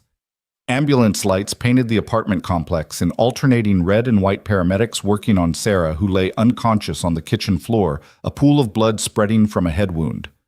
Lily stood in the corner, a uniformed officer between her and a man Rachel recognized with a cold shock, Derek Matthews, Sarah's ex-husband, the one she'd fled from, the reason she'd been living in her car when David found her. "That's my daughter," Derek was saying, his voice carrying the reasonable tone of someone used to manipulating authority. "Her mother is obviously unfit. I have rights." The uniformed officer, young and uncertain, looked relieved when Rachel arrived. "Turner, this gentleman says he's the father. He has documentation." Rachel looked at the papers. Derek held custody documents from 3 years ago, before Sarah had fled, before the restraining order, before Foster House had given them sanctuary. Technically valid if you didn't know the history, if you ignored the bruises Sarah had hidden, the terror Lily had lived with. "Those are outdated," Rachel said calmly, though calm was the last thing she felt. "There's a restraining order. He's not supposed to be within 500 feet of them." Derek's expression shifted, the mask slipping slightly. "That was a misunderstanding. Sarah was emotional, made accusations. I've been in therapy. I have rights as a father." David moved quietly to Lily's side while Rachel engaged Derek, creating a human barrier without obvious confrontation. The girl pressed against him, trembling, and he put a protective hand on her shoulder, the same gesture he used with Marcus during nightmares. "Lily," Rachel said gently, not taking her eyes off Derek. "What happened to your mom?" "He pushed her," Lily whispered. "She hit her head on the counter. He said if I told anyone, he'd hurt her worse." Derek's face flushed. "She's lying. Kids make things up. Her mother has poisoned her against me." The paramedics were loading Sarah onto a gurney, her face pale, breathing shallow. One of them caught Rachel's eye, shook his head slightly. Serious. Possibly critical. They needed to move fast. "Lily's coming with us," Rachel stated, not asking. "Like hell she is." Derek stepped forward, and suddenly the reasonable mask vanished entirely. "That's my blood, my property. You think some foster cop and her homeless boyfriend can keep her from me?" The slur hung in the air. David's body tensed, combat ready, but his voice remained level. "Sarah has full custody. You have no legal right to Lily. Step back." "Or what? You'll assault me." "Please do. My lawyer would love that." Derek smiled, the expression of someone who'd always used the system as a weapon. "I know all about you, David Chen, unstable veteran, PTSD, living off a cop girlfriend. What judge is going to side with you over a successful businessman and biological father?" Rachel felt the trap closing. Derek had done his homework, knew their vulnerabilities. In a legal battle, his resources could overwhelm them. But this wasn't a courtroom yet, and Rachel had learned things in 5 years of protecting the vulnerable that the academy never taught. "Officer Martinez," she called to the young cop, loud enough for the gathering crowd to hear. "Please note that Mr. Matthews just admitted to being present when Sarah was injured. Given Lily's statement that he pushed her mother, he needs to be detained for questioning." "That's ridiculous. It's procedure." Rachel's voice carried the authority of someone who knew exactly how to weaponize bureaucracy. "Lily, you're coming to the station to give a formal statement. Mr. Matthews, you can call your lawyer from holding." Derek's face contorted with rage. "You can't." "I can and I am." Rachel nodded to Martinez, who looked uncertain but moved to comply. "Cuff him." What happened next occurred in fragments too fast for prevention, but slow enough in memory to haunt. Derek lunged not for Martinez, but for Lily, hands reaching for the child with possessive fury. David moved to intercept. They collided with the force of opposing worlds, Derek's entitled rage against David's protective instinct. The fight was brief, but vicious. Derek had size and fury, but David had training and purpose. Within seconds, Derek was on the ground.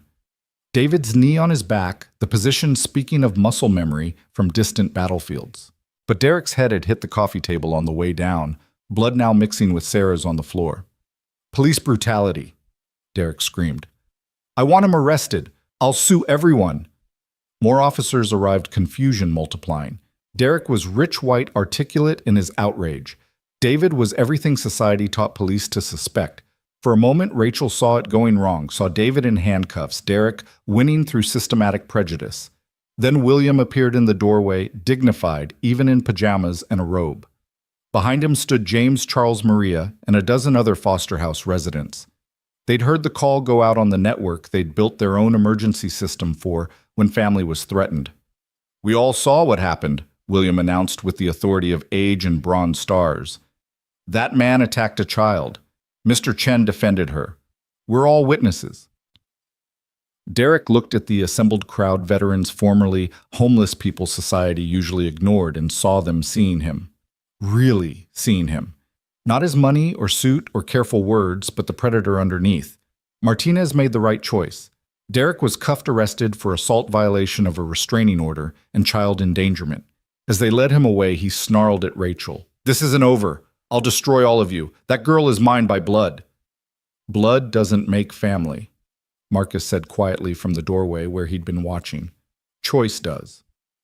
The wisdom of a 14-year-old who'd learned it the hard way silenced Derek more effectively than any threat. At the hospital, Sarah remained unconscious. Traumatic brain injury, the doctors said. Unclear if she'd wake up, and if she did, what capacity she'd have. Lily sat in the waiting room, suddenly orphaned by violence, even though her mother still breathed. "What happens to me?" she asked Rachel, in a voice too small for her 11 years. Rachel looked at David, saw her answer reflected in his eyes. You come home with us. We're your emergency contacts, your guardians if needed. Sarah set it all up years ago after Foster House. She knew Derek might come back. But Derek wasn't done. Within 48 hours, his lawyers filed for emergency custody. His argument was simple and potentially effective: biological father with resources versus unrelated guardians with complicated histories. He painted Rachel as a rogue cop who bent rules, David as an unstable veteran with violent tendencies, Foster House as a dangerous environment for children. The initial hearing was a disaster. Derek's lawyer, Margaret Stone, was the kind of legal predator who specialized in custody battles where money mattered more than merit. She had investigators who dug up everything: David's classified missions that looked suspicious in their redaction, Rachel's disciplinary warnings for excessive humanitarian involvement, Charles's criminal record, the ghost sanctuary that looked like conspiracy on paper. Your Honor, Stone argued, we have a biological father of means and standing versus a collection of social experiments. Foster homes for criminals, secret shelters, a police officer who operates outside the law.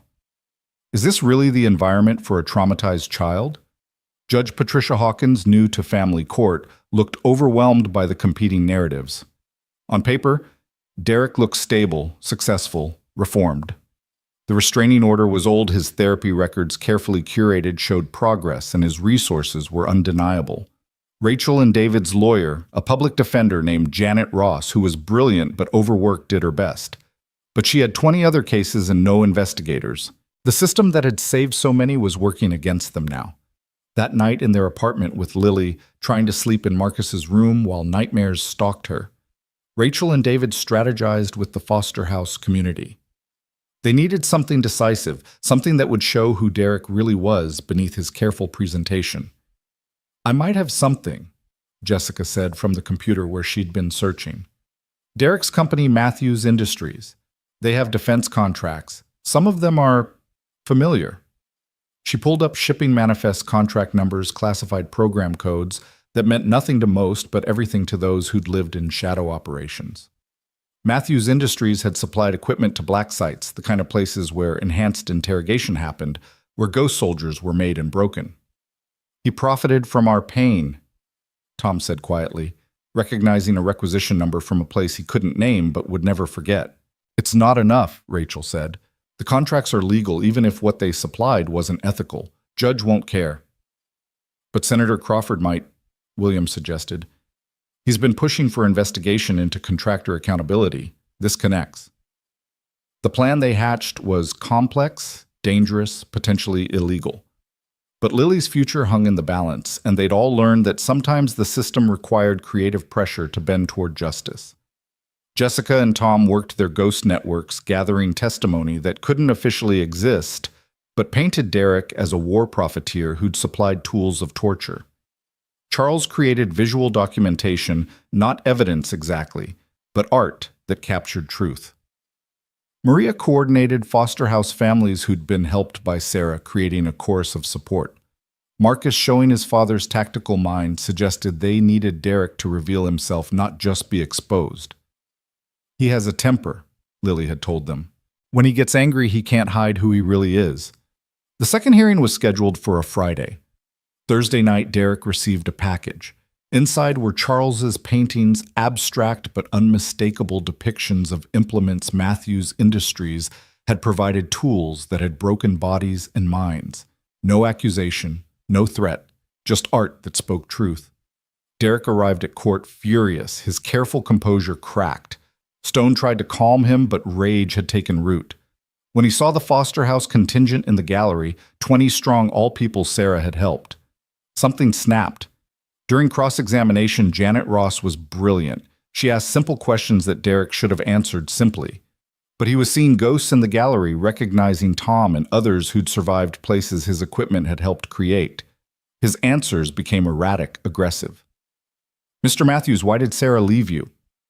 Because she was weak, couldn't handle discipline. Discipline. A man has rights in his own home, authority.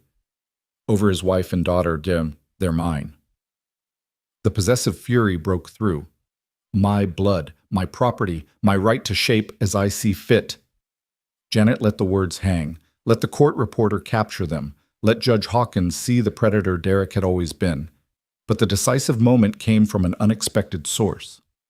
Senator Crawford himself entered the courtroom not as a senator, but as a character witness.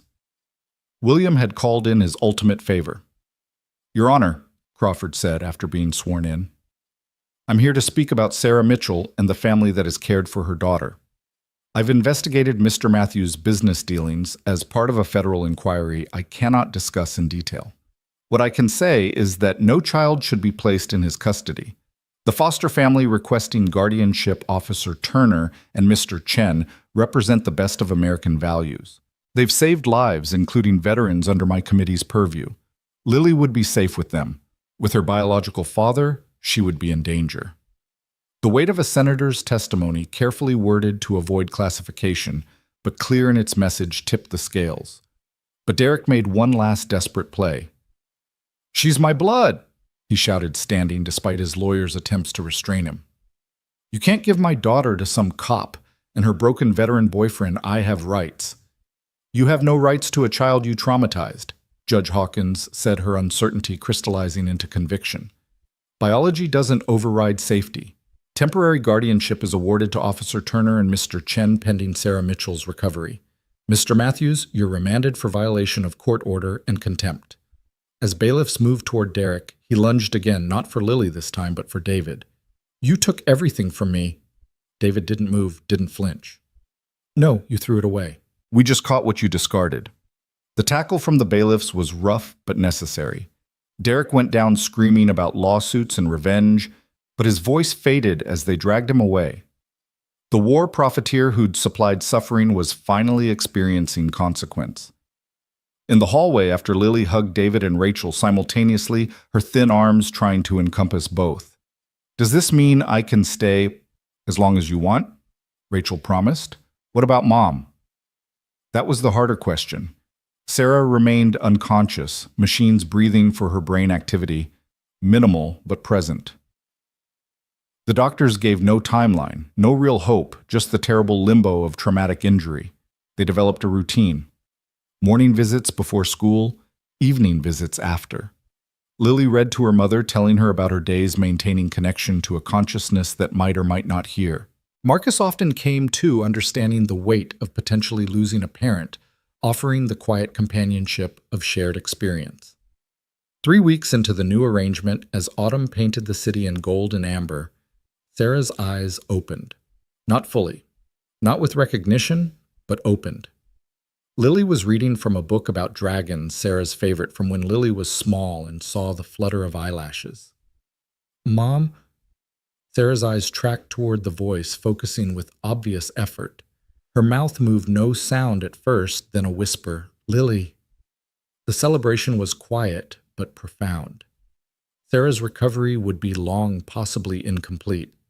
The injury had taken things fine motor control, some memory, the easy confidence she'd rebuilt at Foster House. But she was alive, aware, and fighting. Derek's trial became a sensation. The connection to defense contractors and black sites, carefully leaked by Jessica through untraceable channels, painted him as symbol of everything wrong with the military-industrial complex. His wealth became liability, his connection suspicious. Matthews Industries lost its contracts.